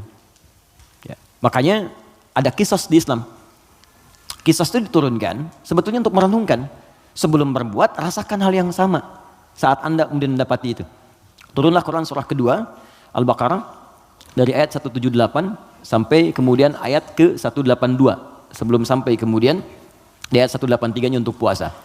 Di rangkaian ayat itu Allah menyampaikan ketika Allah buka dengan kalimat kutiba alaikumul qisasu fil qatla, nanti Allah sampaikan walakum fil qisasi hayatun ya ulil albab. Hei orang-orang yang masih punya pikiran, saya turunkan kisos ini sebetulnya supaya kamu merasakan kalau kamu berbuat begitu bagaimana resikonya. Makanya turun, cubit lagi. Kemudian pukul lagi. Kalau ada yang bunuh lagi. Jadi tahu resikonya supaya merasakan kalau punya akibat begitu bagaimana. Di pelajaran pentingnya bukan karena kisosnya, kata Allah itu bisa menjaga nilai kehidupan. Jadi kalau orang tahu kalau mencoba membunuh akan dibunuh lagi, dia akan membunuh. Gitu. Kalau orang tahu merasakan rasa sakitnya dicubit, dia akan nyubit.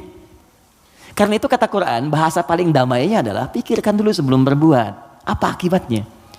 Nah sekarang coba teman-teman yang egonya nggak bisa dikontrol misalnya kan, coba pikirkan dulu. Kalau kira-kira orang lain menerima perlakuan seperti yang Anda lakukan sekarang, bagaimana rasanya? Anda diperlakukan begitu seperti apa? Istri mau marah sama suami mau marah sama istri, sebelum marah pikirkan dulu, kira-kira kalau saya marah bagaimana perasaannya? Kalau saya dimarahi bagaimana rasanya? Itu yang pertama. Kalau itu belum bisa meredakan sedikit karena memang setan menguasai, maka Nabi berikan jalan. Pertama, fasta'idz billahi minasyaitonir rajim. Istighfar dulu. Minta kepada Allah supaya dijauhkan dari setan. Kalau bahasa doanya, Rabbi inni a'udzubika min hamazatis syayatin wa a'udzubika ayyahdurun. Kalau bahasa kitanya, saya nggak hafal Ustaz bahasa Arabnya, boleh pakai bahasa Indonesia. Ya Allah, mohon lindungi aku dari pengaruh setan sekarang ya Allah. Jangan sampai dia hadir menguasai jiwaku. Ya, kalau belum reda, sedang berdiri, duduk kata Nabi. Duduk belum selesai, berbaring sebentar, pikirkan dulu. Belum tenang, wudu, karena api hanya bisa dipadamkan dengan air. Pelan-pelan. Yang terakhir, kalau belum mempan juga, perhatikan bahasanya, indah sekali. Bagaimana kalau sangat Anda sedang tidak bisa mengontrol ego itu, lalu Anda berbuat maksiat, Anda wafat. Itu aja. Itu rumus di Quran surah ke-67 ayat yang kedua. Walladzi khalaqal mauta wal hayata liyabluwakum ayyukum ahsanu amala. Dialah Allah yang menciptakan kehidupan dan kematian supaya menguji yang masih hidup supaya banyak berbuat baik. Artinya kalau sedang berbuat maksiat, pengertian terbaliknya coba pikirkan Anda akan wafat. Apa enggak enak dicatat di catatan malaikat maut kan? Ya, begitu dicatat meninggal dalam keadaan marah-marah. Enggak enak banget. Terus dibuka lagi di hari kiamat semua orang lihat. Kan enggak enak. Pengajian tiap pekan, ngaji, sholat, azan lagi, meninggal dalam keadaan marah-marah gitu. Kan enggak enak banget dibuka semuanya. Makanya bertobat dari sekarang, sensor. Ya, teman-teman kan ada adegan yang enggak baik kan disensor. Ya kan? Dubbing, suara yang kurang jelas dubbing. Sekarang itu kata-kata maksiat kita sensor dari sekarang mumpung belum meninggal. Supaya filmnya enggak dibuka di hari kiamat. Ya, saat hisab kan dibuka semua. May ya'mal mithqala dzarratin khairan yarah wa may ya'mal mithqala dzarratin syarran yarah. Yang sedikit pun baik akan ditampakkan, yang jelek akan diperlihatkan. Maka yang buruk-buruk kita hilangkan dari sekarang. Wallahu taala a'lam bis-shawab. Saya ingin bertanya, saya ingin jawab. Jika saya datang sholat berjamaah telat. Ustadz, jika saya datang sholat berjamaah telat, pertanyaan saya, kenapa Anda telat? Orang lain bisa tepat, Anda telat, kenapa? Ayo ya, kita coba sesuaikan. Saat imam sudah mulai bacaan sholat, oke? Satu, ada 3 pertanyaan. Bila imam akan segera ruku, apakah saya boleh baca doa iftitah dulu, lanjut Al-Fatihah? Gini, ruku itu saya pernah jelaskan, itu seakar dengan kata rakaat. Berasal dari kata ruku. Artinya kalau imam sudah mendapatkan ruku ya, Allahu Akbar ruku. Lalu Anda ikut ruku. Nah kalau Anda sudah ikut ruku itu artinya Anda dapat 1 rakaat. Paham ya? Dapat 1 rakaat. Nah sekarang persoalannya adalah ketika imamnya masih berdiri, terus tahu akan ruku dari bacaan jahar kelihatannya. Ya, walam yakul lahu kufuwan ahad. Mau ruku nih, Anda datang takbir. Allahu Akbar. Apa yang harus saya lakukan Ustaz? Kalau masih sempat baca Al-Fatihah 3 ayat saja. Bismillah, Alhamdulillah, Ar-Rahmanir-Rahim. Langsung ke Al-Fatihah. Lewati iftitahnya. Langsung. Bismillahirrahmanirrahim. Alhamdulillah Rabbil Alamin. Ar-Rahmanir-Rahim. Langsung takbir lagi kemudian ruku. Ikuti imam. Itu sah. Kenapa? Karena ukuran surah dalam Al-Quran yang paling pendek itu 3 ayat. Al-Kautsar. Inna a'tainakal kautsar. Fasholli rabbika inna syani'aka huwal abtar. Mengambil ukuran terpendek. Jadi kalau kita bacakan 3 ayat di Al-Fatihah ini sudah cukup langsung ruku. Tapi kalau imamnya ruku, Anda datang, maka itu sudah selesai. Maka Anda langsung takbir, Allahu Akbar, langsung ruku. Contoh, boleh? Depan. Bismillah. Silakan di sini menghadap ke sebelah sini saja ya, biar netral sedikit. Ke sebelah sana. Ruku, Mas Dimas, mohon izin. Ini ruku ya. Saat ruku ini, mohon izin, boleh? Ya, antum, bukan yang belakang. Bismillah. Jangan begini, sedang ruku. Imam, maju sedikit Mas. Mohon izin luruskan ya dengan meja ke sini. Nah ini datang terlambat misalnya kan? Mas Buk, kenapa terlambat? Yang lain kan bisa pas gitu, Anda harus terlambat. Jangan diulang lagi ya. Nggak baik seperti itu. Ya, sini. Oke, ini sudah ruku, fokus, ini datang. Maka cukup takbir, Allahu Akbar. Oke, langsung ruku. Allahu Akbar. Ikut ruku. Ya, dan nggak usah baca Al-Fatihah lagi, langsung ruku. Baik, cukup. Mohon izin, maaf. Nah, ini dalilnya ini hadis Nabi sallallahu alaihi wasallam, "Innama ju'ilal imamu liyutamma bihi." Sungguh imam dijadikan untuk diikuti, faqiraatul imam qiraatul ma'mum. Kalau Anda nggak bisa menjangkau bacaan imam karena imam sudah masuk ke rakaatnya berikutnya, ruku, maka bacaan imam sudah mewakili makmumnya. Jelas? Tapi jangan sengaja menunggu imam ruku. Belum ruku, masih panjang, tenang aja. Minum, begitu ruku. Allahu Akbar. Lumayan. Nah, ini nggak tepat. Ya, silakan. Syukran. Makasih. Mohon maaf ya. Paham ya? Nah, ini bagian pertama. Jadi itu 1, oke, 2. Atau saya langsung baca Al-Fatihah dan mengikuti imam ruku, sudah selesai saya jawab.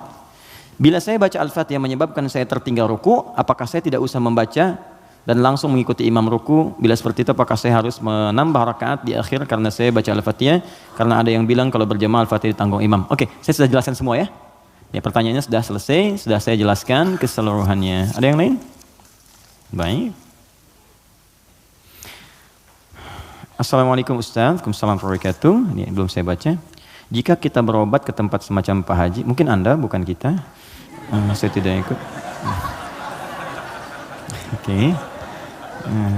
Jika Anda berobat ke tempat semacam Pak Haji yang orang sebut, lalu Anda dikasih obatnya, air minum, yang doakan, apakah itu masuk syirik atau bagaimana Ustaz? Mohon pencerahannya Ustaz. Tergantung.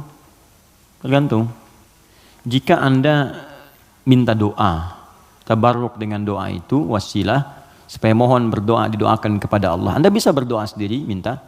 Ya, dan bisa saling mendoakan. Nabi kadang saling mendoakan dengan sahabat. Doakan. Bahkan Nabi minta dibacakan oleh Abdullah bin Mas'ud Al-Quran. Abdullah bin Mas'ud datang sini, coba bacakan surat ini.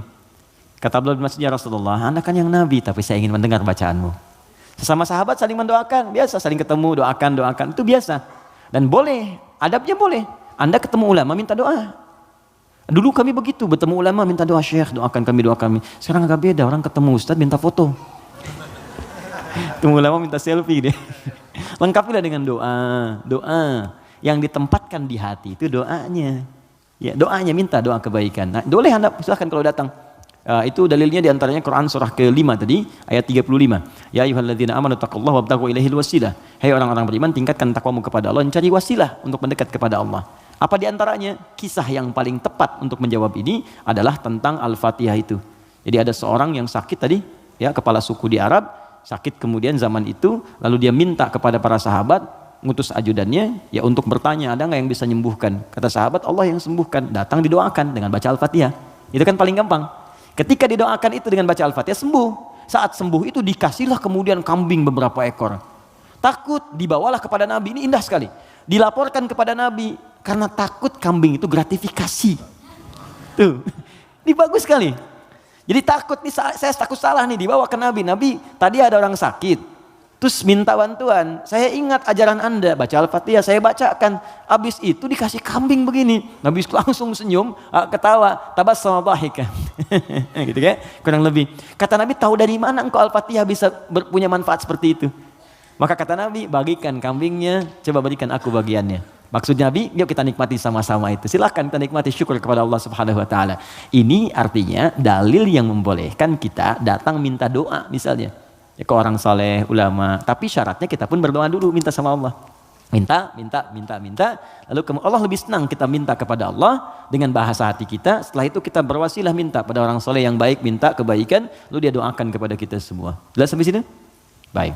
Kalau ada yang khusus semacam tertentu, ada pengaruh jin atau apa, biasanya dia diangkat tuh. Mengangkat sesuatu yang bukan dari tempatnya. Ini bukan dari tempatnya, saya angkat. Ini spidol, tempatnya bukan dalam gelas. Lalu saya angkat. Jin tempatnya bukan di tubuh kita angkat. Bahasa Arabnya raka, ya, raka yarka atau raka yaraki tarqiyatan wa ruqyatan, maka disebut ruqyah namanya. Terus ya, ada ruqyah. Ruqyah itu macam-macam, ada yang dengan bacaan saja, ada yang dengan air misalnya, air terus diminum, ya. Ada yang dulu ruqyah terkenal sekali, orang soleh, dia sakit, punya anak sakitnya lumpuh semua. Nah begitu lumpuh, ini orangnya baik sekali, kesolehannya nampak pada prasangka baiknya. Jadi semua yang datang prasangka baik aja. Malam-malam, Bu, bayangkan ada perampok datang tengah malam. Ini kisah ini sangat populer sekali. Perampok serombongan datang ke rumahnya. Karena prasangka baik ini dikira mujahid fisabilillah mampir. Dulu kan bukan kayak kita sekarang kan, rombongan mujahid dengan ini kan nggak kelihatan tuh. Malam-malam datang dikira mujahid. Begitu dibuka pintu, oh ahlan wa sahlan mujahid, masya Allah, silahkan masuk. Bayangkan perampok disuruh masuk. Disebut mujahid fisabilillah, datang. Akhirnya apa yang terjadi? Silahkan, duduk dulu, istirahat dulu, mandi dulu. Dimintalah berwudu semua. Tolong para mujahid silahkan berwudu dulu. Ya, wudu supaya apa? Salah satunya, ternyata di bawah keran itu dia simpan bejana untuk menampung air wudu mereka. Ini kisah nyata, benar terjadi. Jadi bukan rekaan, di kisah nyata sampai riwayat kepada kita dan valid riwayatnya. Jadi orang-orang salaf dulu. Di begitu air wudunya tumpah ke situ, dan dia melihat orang-orang perampok tadi, kok ada anak ini nggak bangun. Ya kata mereka ke bapak tadi, ini siapa? Ini anak saya, dia kena lumpuh katanya. Oh gitu, udah duduk, dijamu dengan makan semua. Udah rapi, suruh wudu, makan, pulanglah mereka. Nah, begitu pulang, ini yang menarik. Beberapa pekan kemudian datang lagi. Dibuka lagi mujahid, katanya masya Allah. Yang buka siapa? Yang buka anak yang lumpuh tadi. Buka langsung, kaget loh. Kemarin kan lumpuh dia, sekarang bisa buka katanya kan. Lalu bapaknya keluar nyambut lagi, masya Allah, kami meraih keberkahan dari jihad Anda, Anda bayangkan. Karena positive thinkingnya. Bertanya, ini kenapa bisa sembuh? Air wudu, masih ingat gak air wudu yang pernah engkau pakai itu dalam wudu itu? Saya mandikan kepada anak saya, dengan izin Allah sembuh dia. Perhatikan ketika seorang berprasangka baik kepada Allah Subhanahu wa taala akan berubah segalanya. Lalu perampok tadi kemudian terjatuh semuanya, nangis tersungkur, sujud di hadapan Allah Subhanahu wa taala. Nangis tobat di situ. Sebetulnya kami bukan mujahid, kami perampok katanya.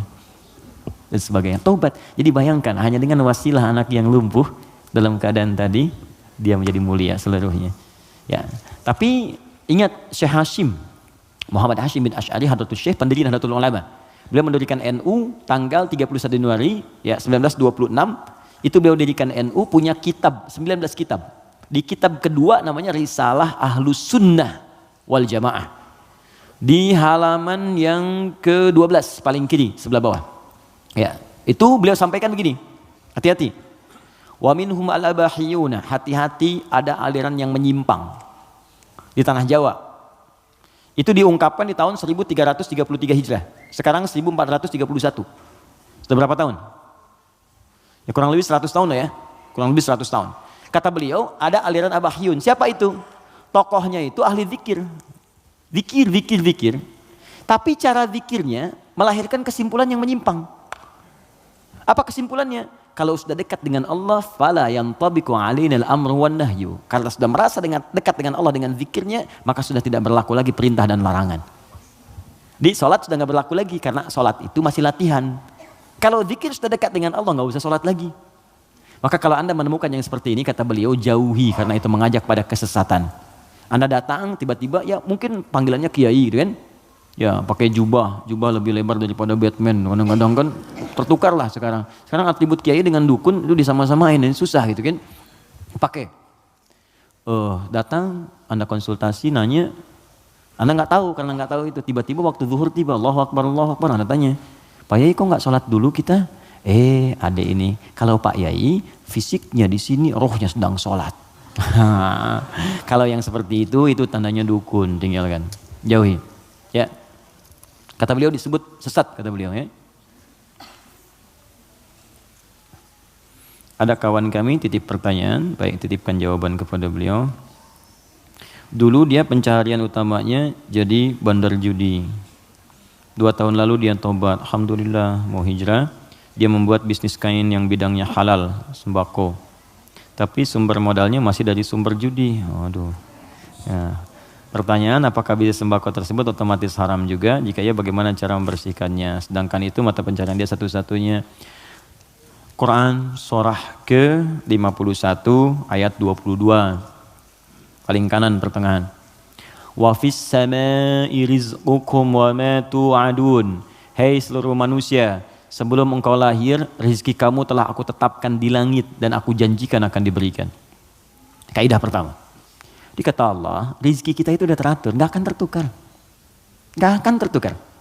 Ada putri yang tertukar, ada menteri yang ditukar, tidak ada rezeki yang tertukar. Rezeki nggak ada yang tertukar. Jadi ini pun memberikan pesan kepada kita, jangan pernah mencuri. Jangan pernah mencuri karena buang-buang energi. Ya mohon maaf, nggak akan pernah rezeki kita diambil orang, pasti balik. Pasti balik. Hanya ada rezeki orang dititipkan pada kita, itu ada. Ada.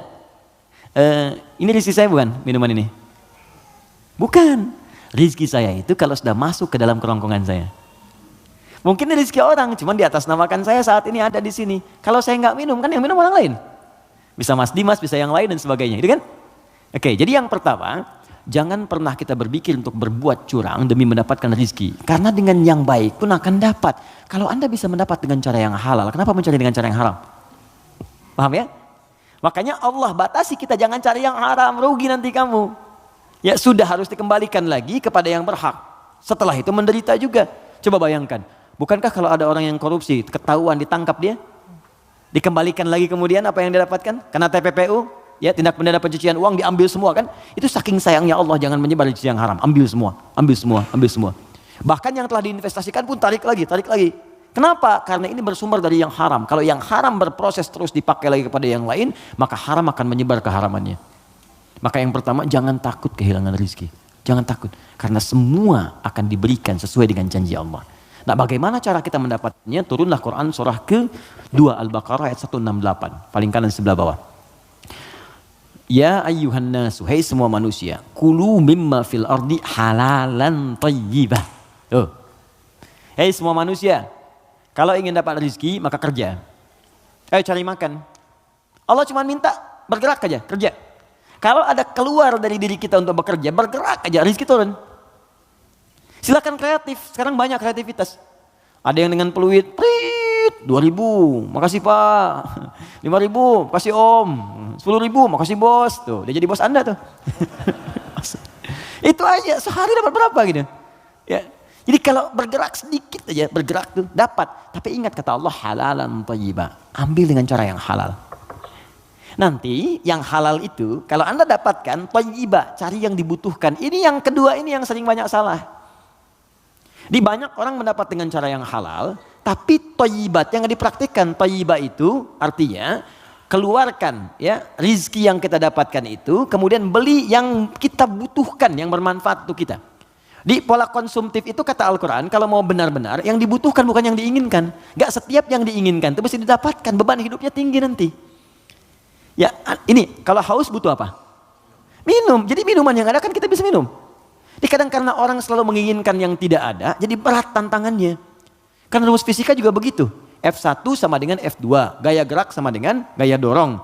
Apa yang kita dapatkan itu yang keluar. 5.000 cukup untuk beli teh manis. Kan 20.000 buah naga, kan? Nah tapi ingat, kalau Anda punya 5.000, tapi pengen yang 20.000, maka rumusnya berubah jadi hukum Pascal. F berbanding lurus dengan P. Gaya berbanding lurus dengan tekanan. Semakin banyak gaya, semakin tertekan hidupnya. Poinnya. Kalau gaya Anda begitu ya susah hidupnya. Makanya Quran katakan gaya itu disesuaikan dengan pendapatan. Apa yang didapatkan? Cari yang dibutuhkan. Gak semua yang pengen mesti dibeli. Nasi goreng Kebon Sirih yuk jam 11. Ya Anda tinggal misalnya di Bekasi pengen ke nasi goreng Kebon Sirih. Paksain padahal yang keliling banyak gitu kan. Kejar sampai ke sana macet-macetan. Nikmati aja, entah kita nikmati di sana. Nyampe sana tutup. Gak dapat apa-apa. Paham ya? Nah jadi itu poinnya. Jadi berusaha dengan cara yang halal, Allah kirimkan rezekinya. Apalagi Anda orang beriman. Kalau orang beriman, apalagi tadi hijrah, sudah tobat, itu seketika Allah jamin. Pindah surahnya, pindah ayatnya ke ayat 172. Quran surah kedua, ayat 172. Perhatikan ayatnya. Ya ayyuhalladzina amanu. Kita 13 menit menuju zuhur. Hai orang-orang yang telah punya iman. Kulu min thayyibati. Jangan pernah pikirkan yang haram. Ingat ya?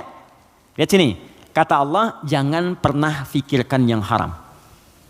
Kalau Anda nggak pernah pikirkan yang haram, maka saya akan kirimkan ma razaqnakum. Kami yang kirimkan rizkimu, bukan engkau yang sulit untuk mendapatinya. Jadi orang beriman tuh kalau nggak pernah pikir yang haram, Allah cepat datangkan. Datang. Nanti berkahnya ditambah. Kalau berkah sudah tambah, dapat 100.000 pun sebulan cukup. Saya pernah ke Telas namanya. Telas tuh habis, di Google aja nggak ada. Anak saya yang kecil pengen gembala kambing. Jadi dia dengar kisah Rasulullah menggembala kambing, pengen kambing. Kita bawa ke sana. Di situ Pak Ibu, ada penggembala yang sebulan itu cuma dapat 100.000. 100.000. Tapi Allahu Akbar, saya berapa kali datang, lihat, merenung, netes air mata. Itu setiap datang, Pak, yang nggak ada tuh ada gitu. Musim buah ada buah, ikan dikeluarin semua, jamu kita. Terus saya tanya, di mana kambingnya? Di belakang katanya. Saya lihat kan, wah begitu dilihat bersih, putih, bersih, dirawat bersih. Tapi yang heran, itu mulutnya ditutup pakai potongan aqua. Yang ada yang setengah liter itu kan, yang ditutup itu cukup ke mulut kambing. Terus saya tanya, ini kenapa ditutup? Ini sakit kambingnya? Bukan sakit Gus katanya, bukan sakit. Kenapa? Ini kambing baru kami bawa dari tempat kami beli. Kami tutup di sana mulut kambing itu dengan potongan aqua supaya di jalan dia tidak memakan yang bukan haknya. Itu saya berhenti dan keluar air mata saya. Saya bilang, saya mengajar hampir tiap waktu, kamu yang praktekkan. Banyak orang mendapat surga tapi Anda yang paling layak. Saya tutup mulut kambing ini supaya nggak makan yang bukan haknya. Banyak orang hadir taklim menjaga lisannya begitu sulit. Dia jarang taklim, kambingnya pun ditutup mulutnya. Untuk tidak makan yang haram. Makanya rezekinya Allah kirimkan. Banyak 100.000 gitu. Gak pernah mengeluh ceria gini. Ada lagi orang penghafal Quran. Wah itu dahsyat itu juga. Jadi kalau Anda kunjungi, istrinya akan berkata, Alhamdulillah ya Allah Ustaz, Allah tuh baik sekali. Abi diberi rezeki banyak banget. Banyak tuh sebulan dapat 500.000. Banyak banget. Kalau Anda kunjungi itu ikan keluar, buah keluar. Apa kerja istrinya? Ngambil suluh di sawah, duduk, bikin, nyiapin ini. Tahu Anda? Istrinya hafal Quran 7 riwayat. Suaminya 30 juz. Anak-anaknya hafal Quran semua. Kalau kita membangun kedekatan dengan Allah tuh, yang lain kecil lah. Kecil. Bahkan saat harta itu datang tuh kita malah sibuk, gak pakai itu gitu. Dah, kasih. Saya tuh kalau belajar ulama kita dulu tuh, Masya Allah. Ya, kayak Haji Nur Ali tuh, di Bekasi ada jalan kayak Haji Nur Ali. Itu Pak, Ibu kalau taklim beliau, ada amplop datang tuh kasih banyak tuh. Itu nggak banyak orang tahu. Malamnya dijajarkan begini. Santrinya dikumpulkan. Buka katanya, buka. ada yang 5.000, yang 1.000, 10.000 sebagainya. Itu nggak pernah diambil oleh beliau. Kata beliau, ini 10.000 tolong berikan ke madrasah sana. Yang 5.000 wanana yatim, yang 1.000 janda-janda sekitaran ini, santuni semua. Hidupnya berkah. Jangan takut, kalau Anda bisa mendapatkan yang baik, kenapa mesti berjudi? Kalau Anda bisa berbuat yang halal, kenapa mencari yang haram? Kalau Anda bisa jadi orang soleh, kenapa berbuat salah? Tinggalkan yang buruk tadi. Nah, kalau pernah bertobat dan hijrah, alhamdulillah pertahankan tobat dan hijrah itu. Hijrah itu artinya meninggalkan total yang buruk-buruknya. Termasuk tadi hasil judinya, yang dipakai modal. Jangan dipakai modal. Sudah, keluarkan. Bagaimana cara mengeluarkannya? Cara mengeluarkannya adalah berikan kepada yang sosial yang umum sifatnya. Setelah itu Anda coba bekerja. Kalau memang nggak ada sama sekali, Anda bisa gunakan itu untuk sementara, untuk mendapatkan sesuatu yang lebih baik. Jadikan misalnya cari kerja untuk dapat kerja, itu boleh dalam keadaan darurat. Nanti setelah mendapatkan yang baik-baik, cukup itu ini keluarkan. Sambil pertambah sedekah, tambah infaknya, keluarkan zakat kalau sudah masuk ke dalamnya. Itu seperti itu akan menutup yang kurang-kurangnya. Walakum ru'usum ma qad salaf. Ya, yang dulu-dulu akan ditutup oleh Allah. Sudah selesai semuanya. Yang sekarang akan dibuka. Tapi kalau Anda jadikan andalan itu, maka itu tetap akan menanam perasaan buruk di dalam jiwa kita. Jadi kalau harta kotor itu masuk ke dalam tubuh kita, jadinya begini. Quran surah 6 ayat 25. Wa fi adhanihim waqra. Dia akan beredar dengan darah. Kalau masuk ke telinga jadi daging, dia akan menutup sumber kebaikan. Kalau ke mata, awas. Wa ala absarihim ghishawah, akan menjadi penghalang.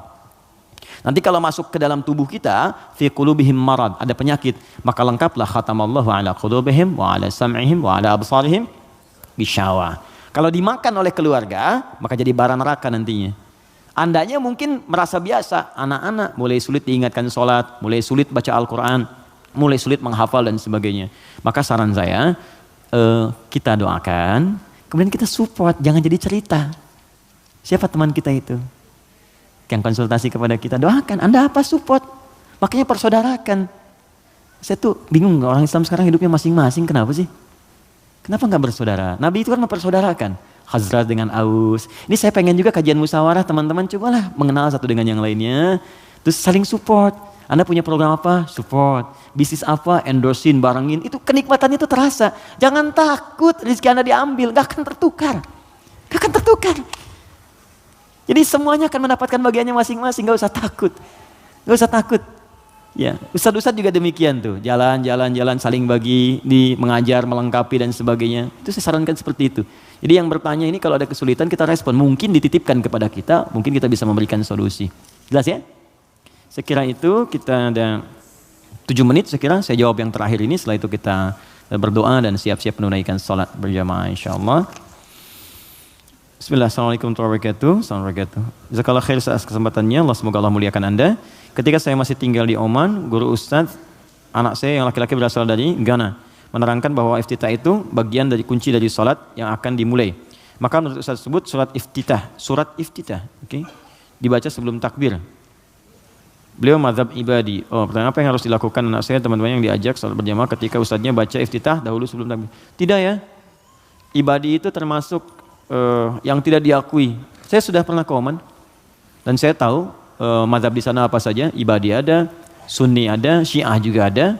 Di pertengahan yang punya Masjid Biru itu saya sudah pernah kunjungan ke sana. Jadi ibadi termasuk di antara paham yang tidak diakui. Ya, tidak diakui dalam sistem mazhab fikih dalam Islam kekinian yang mainstream. Ya, karena itu menurut saya kembalikan kepada yang Sunni yang sudah diajarkan kepada kita semua. Nah, sumbernya bukan karena ibadi, Sunni atau yang lain, sumbernya itu petunjuk dari Nabi. Hadisnya bagaimana? Ayatnya bagaimana? Buka Quran surah kedua Al-Baqarah ayat yang ke-43. Wa aqimus shalah. Tunaikan oleh kalian salat. Bagaimana menunaikannya? Maka diikuti dengan mengikuti petunjuk Nabi. Maka turunlah Quran kemudian surah ke-3 ayat 31, paling kiri sebelah atas. Qul in kuntum tuhibbunallaha fattabi'uni. Kata Allah, kalau kalian cintai aku, ikuti bagaimana Nabi mengajarkan. Nah, seperti apa Nabi mengajarkan salat? Karena kalau nggak diajarkan, kita nggak bisa meniru. Maka buka hadis Muslim nomor hadis 397, buka Al-Bukhari nomor hadis 711. Dari kisah siapa? Sahabat Abu Hurairah. Siapa yang menunjukkan? Khalid bin Rafi' Az-Zuraiqi. Bagaimana bunyinya dari Nabi? Bunyinya kurang lebih begini. Ya, idza qumta ilas shalah, kalau kamu pengen sempurna salatnya, asbighul wudu, sempurnakan wudu. Wudu sempurna. Wudu dulu. Fastaqbilil qiblah, menghadap ke arah kiblat. Menghadap ke kiblat. Fakabbir, kemudian bertakbir. Setelah takbir diajarkan baca iftitah. Ada 9 jenis doanya. Ada yang pendek, ada. A'udzubillahi samil alim minasyaitonir rajim, ada. Ada misalnya yang gabungan, ada. Ada yang agak panjang. Allahumma ba'id baini wa baina khataayaya, ada. Ada yang Allahu akbar kabira, walhamdulillahi katsira, subhanallahi bukratan wa asila. Ini satu doa. Satu doa. Kalau Anda bacakan lagi, wajjahtu, itu doa-doa digabungkan jadi satu. Ya. Ada 9 jenis doa iftitah itu, panjang sekali. Yang panjang, pendek. Kenapa ada pendek, menengah, panjang? Supaya sesuai kondisi. Jadi kalau kita sedang buru-buru di perjalanan, di airport misalnya, atau di stasiun, kita sedang menunggu misalnya kereta atau pesawat sedang tunggu, jangan yang panjang-panjang. Yang sedang aja yang pendek. Allahu akbar kabira, alhamdulillahi katsira, subhanallahi bukratan wa asila. Langsung Al-Fatihah. Kan? Atau kita bacakan a'udzubillahi samil alim minasyaitonir rajim. Dah, langsung Al-Fatihah. Ya, pendek sekali. Pendek sekali. Ya, jadi begitu kita kemudian bacakan, masuklah Al-Fatihah. Tsumma qra' Fatihatul Kitab. Kemudian baca Al-Fatihah. Tsumma qra' ma tayassara minal Qur'an. Kemudian bacakan apa yang paling ringan yang bisa kita bacakan. Surat pilih setelah Al-Fatihah. Tsumma falyarka. Setelah itu kemudian kamu ruku. Ya, hatta tatma'inna raqian. Jangan dulu kamu bangun sampai kamu tenang rukunya. Semuanya lengkap. Dijelaskan dari awal, dari wudu sampai salam selesai. Dan tidak pernah dijelaskan oleh Nabi baca iftitah sebelum takbir. Ya, iftitah. Itu tempatnya setelah bertakbir. Takbir baru iftitah. Adapun Anda ingin baca bismillah sebelum takbir, boleh. Mengambil hadis umum. Apa hadis umumnya? Kullu amrin dzibalin la yubda'u fi bismillahirrahmanirrahim fa huwa abtar. Setiap perbuatan baik yang tidak dimulai dengan bismillah maka terputus nilai pahalanya. Ustadz, tapi kan Nabi nggak contohkan. Tahu dari mana? Nabi nggak contohkan. Itu bukan nggak dicontohkan, saking jelasnya nggak usah dicontohin lagi. Paham? Pernah Anda lihat Nabi makan apel baca bismillah? Pernah Anda lihat Nabi baca pakai pakaian baca bismillah? Tidak ada hadis contohnya. Tapi kalimat umumnya ada. Untuk makan baca bismillah, makan apa saja. Gak usah dirinci. Jadi semua perbuatan baik itu dalilnya. Jelas ya? Tapi sholatnya dibuka dengan takbir. Baru dimulai hukum sholat itu saat dibuka dengan takbir. Ditutup kemudian dengan salam. Kalau digoda setan, ta'awudz ada. Fasta'idz billahi minasyaitonir rajim. Makanya ada orang sebelum sholat baca ta'awudz. Ada yang baca An-Nas. Karena dia berdoa minta supaya setan dijauhkan dari pengaruhnya saat sholat. Paham di sini? Oke, saya kira seperti itu yang kami terangkan. Semoga ada manfaatnya. Kalau apa yang saya sampaikan ada benarnya, itu hanya titipan saja dari Allah untuk diamalkan. Tapi kalau salah, berarti memang mutlak dari kekurangan ilmu yang Allah titipkan kepada saya. Anda bisa share kembali dengan ustadz-ustadz yang lain, belajar dengan mereka, dan dapatkan nilai-nilai kebaikan yang kiranya bisa menambah wawasan kita semua. Pesan saya, jangan saling mencela, jangan saling merendahkan, belajar yang baik, saling tolong-menolong dalam kebaikan, bersahabat yang baik. Mungkin itu yang bisa memberikan hidayah dalam hidup kita.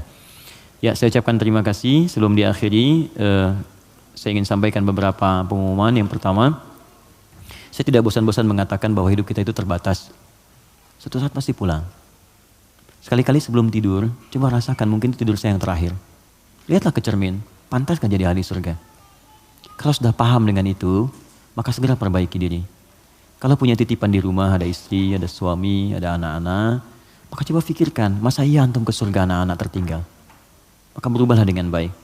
Ya, berjamaah dalam kebaikan, dan itu semua akan ringan untuk dilakukan. Bismillah mulai. Kalau sadar akan wafat, pasti tidak akan main-main dalam hidup. Itu satu. Yang kedua, teman-teman, saya ingin teman-teman tuh dan kita semua lebih bersaudara dengan baik. Bersaudaralah dengan baik, sehingga kita bisa share nilai kebaikan itu lebih mudah untuk dikerjakan. Kalau ada yang kurang dari teman-teman, jangan diekspor kekurangannya. Kita ajak dalam kebaikan. Minimal doakan dalam sujud kita di tengah malam, supaya dapat kebaikan. Yang ketiga, bersabar. Setiap orang punya ujian. Ada ujian di keluarga, ada ujian di pekerjaan. Bukan cuma Anda aja yang punya masalah. Nabi dulu punya masalah. Semua Nabi punya masalah dan lebih besar daripada kita. Nabi Ayub sakitnya nggak seperti kita, lebih parah. Nabi Muhammad dilempar kotoran, Nabi Muhammad dilempar batu. Masa kita cuma dilempar kata-kata kemudian langsung turun dan tidak mau kembali jadi baik. Yang terakhir, berbekal. Ya, sekarang saya insya Allah bahagia sekali. Jadi kita buka karantina itu hafalan. Kita ajarkan metode taisir yang Allah titipkan. Itu senang sih lihat anak-anak, ada yang 9 tahun, 12 tahun, 17 tahun, sampai yang 46 tahun, ada ikut menghafal Quran. Yang paling indah 24 hari hafal Quran 30 juz.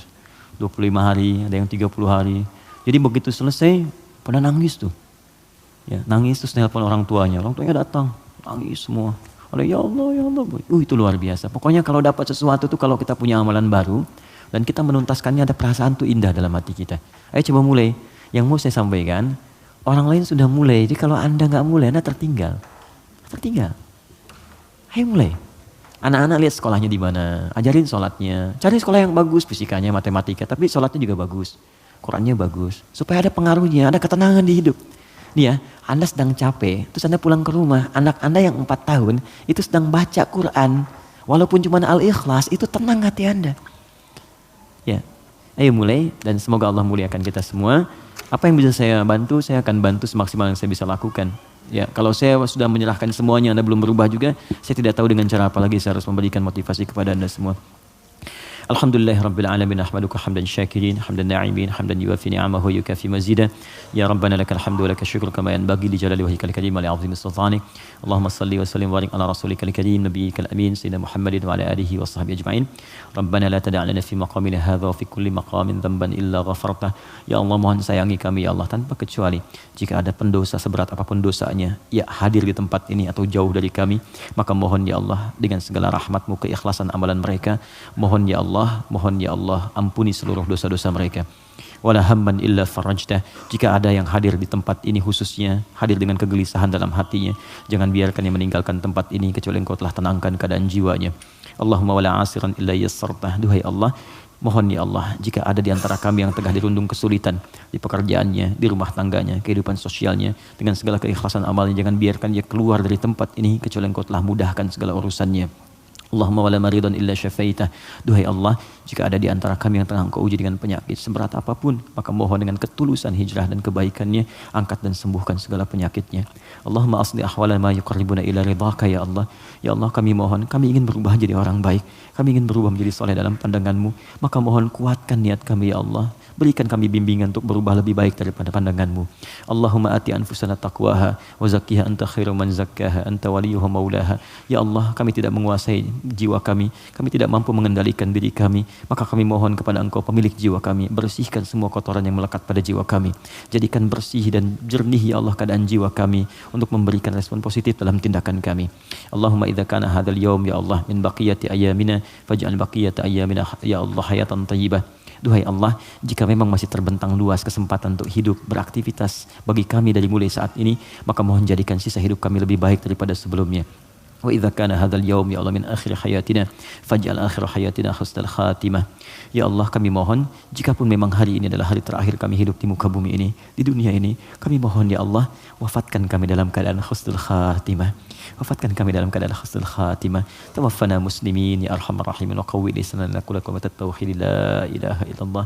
Ya Allah, kami ingin wafat dalam keadaan muslim, dan kami ingin saat wafat nanti ya Allah dalam sakaratul maut untuk mudah mengucapkan kalimat la ilaha illallah Muhammad Rasulullah. Ya Allah, mohon terima amalan kami, terima sakaratul maut kami dalam keadaan yang tenang dengan kalimat-Mu ya ayyatuhan nafsul mutmainnah irji'i ila rabbika radiyatan mardiyah fadkhuli fi ibadi wadkhuli jannati. Allahumma ya Allah auladana, ya Allah anak-anak kami ya arhamar rahimin, anak-anak kami ya Allah berikan bimbingan kepada mereka agar dapat memberikan mahkota kepada kami di akhirat nanti, agar amalan mereka memberikan syafaat kepada kami dengan izin-Mu ya arhamar rahimin. Jauhkan mereka dari pengaruh buruk di lingkungan mereka ya Allah. Jika kami wafat dan mereka masih hidup, maka mohon lindungi mereka ya Allah. Perhatikan mereka ya Allah. Mereka yang Kau titipkan kepada kami, jangan jadikan beban kami ya Allah di hari kiamat nanti saat menghadap kepadamu. Allahumma alhiqna bis salihin wa alladhina an'amta 'alaihim minan nabiyyin was-siddiqin wasyuhada'i was-salihin wa hasuna ulaika rafiqa. Ya Allah, kami mohon di akhirat nanti pertemukan kami dengan Rasulullah sallallahu alaihi wasallam, para nabi, orang-orang saleh, orang-orang jujur, para syuhada.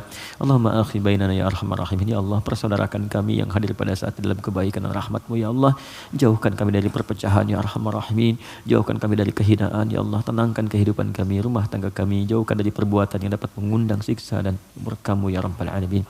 Rabbana atina fid dunya hasanah fil akhirati hasanah wa qina adzabannar.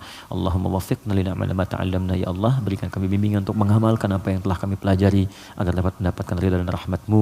Bifadlika subhana rabbika rabbil izzati amma yasifun wa salamun alal mursalin. Subhanakallahumma wa bihamdika asyhadu an la ilaha illa anta astaghfiruka wa atubu ilaik. Wa akhiru da'wana alhamdulillahi rabbil alamin. Terima kasih untuk semuanya. Mohon maaf atas kekurangan yang mungkin didapati. Assalamualaikum warahmatullahi wabarakatuh.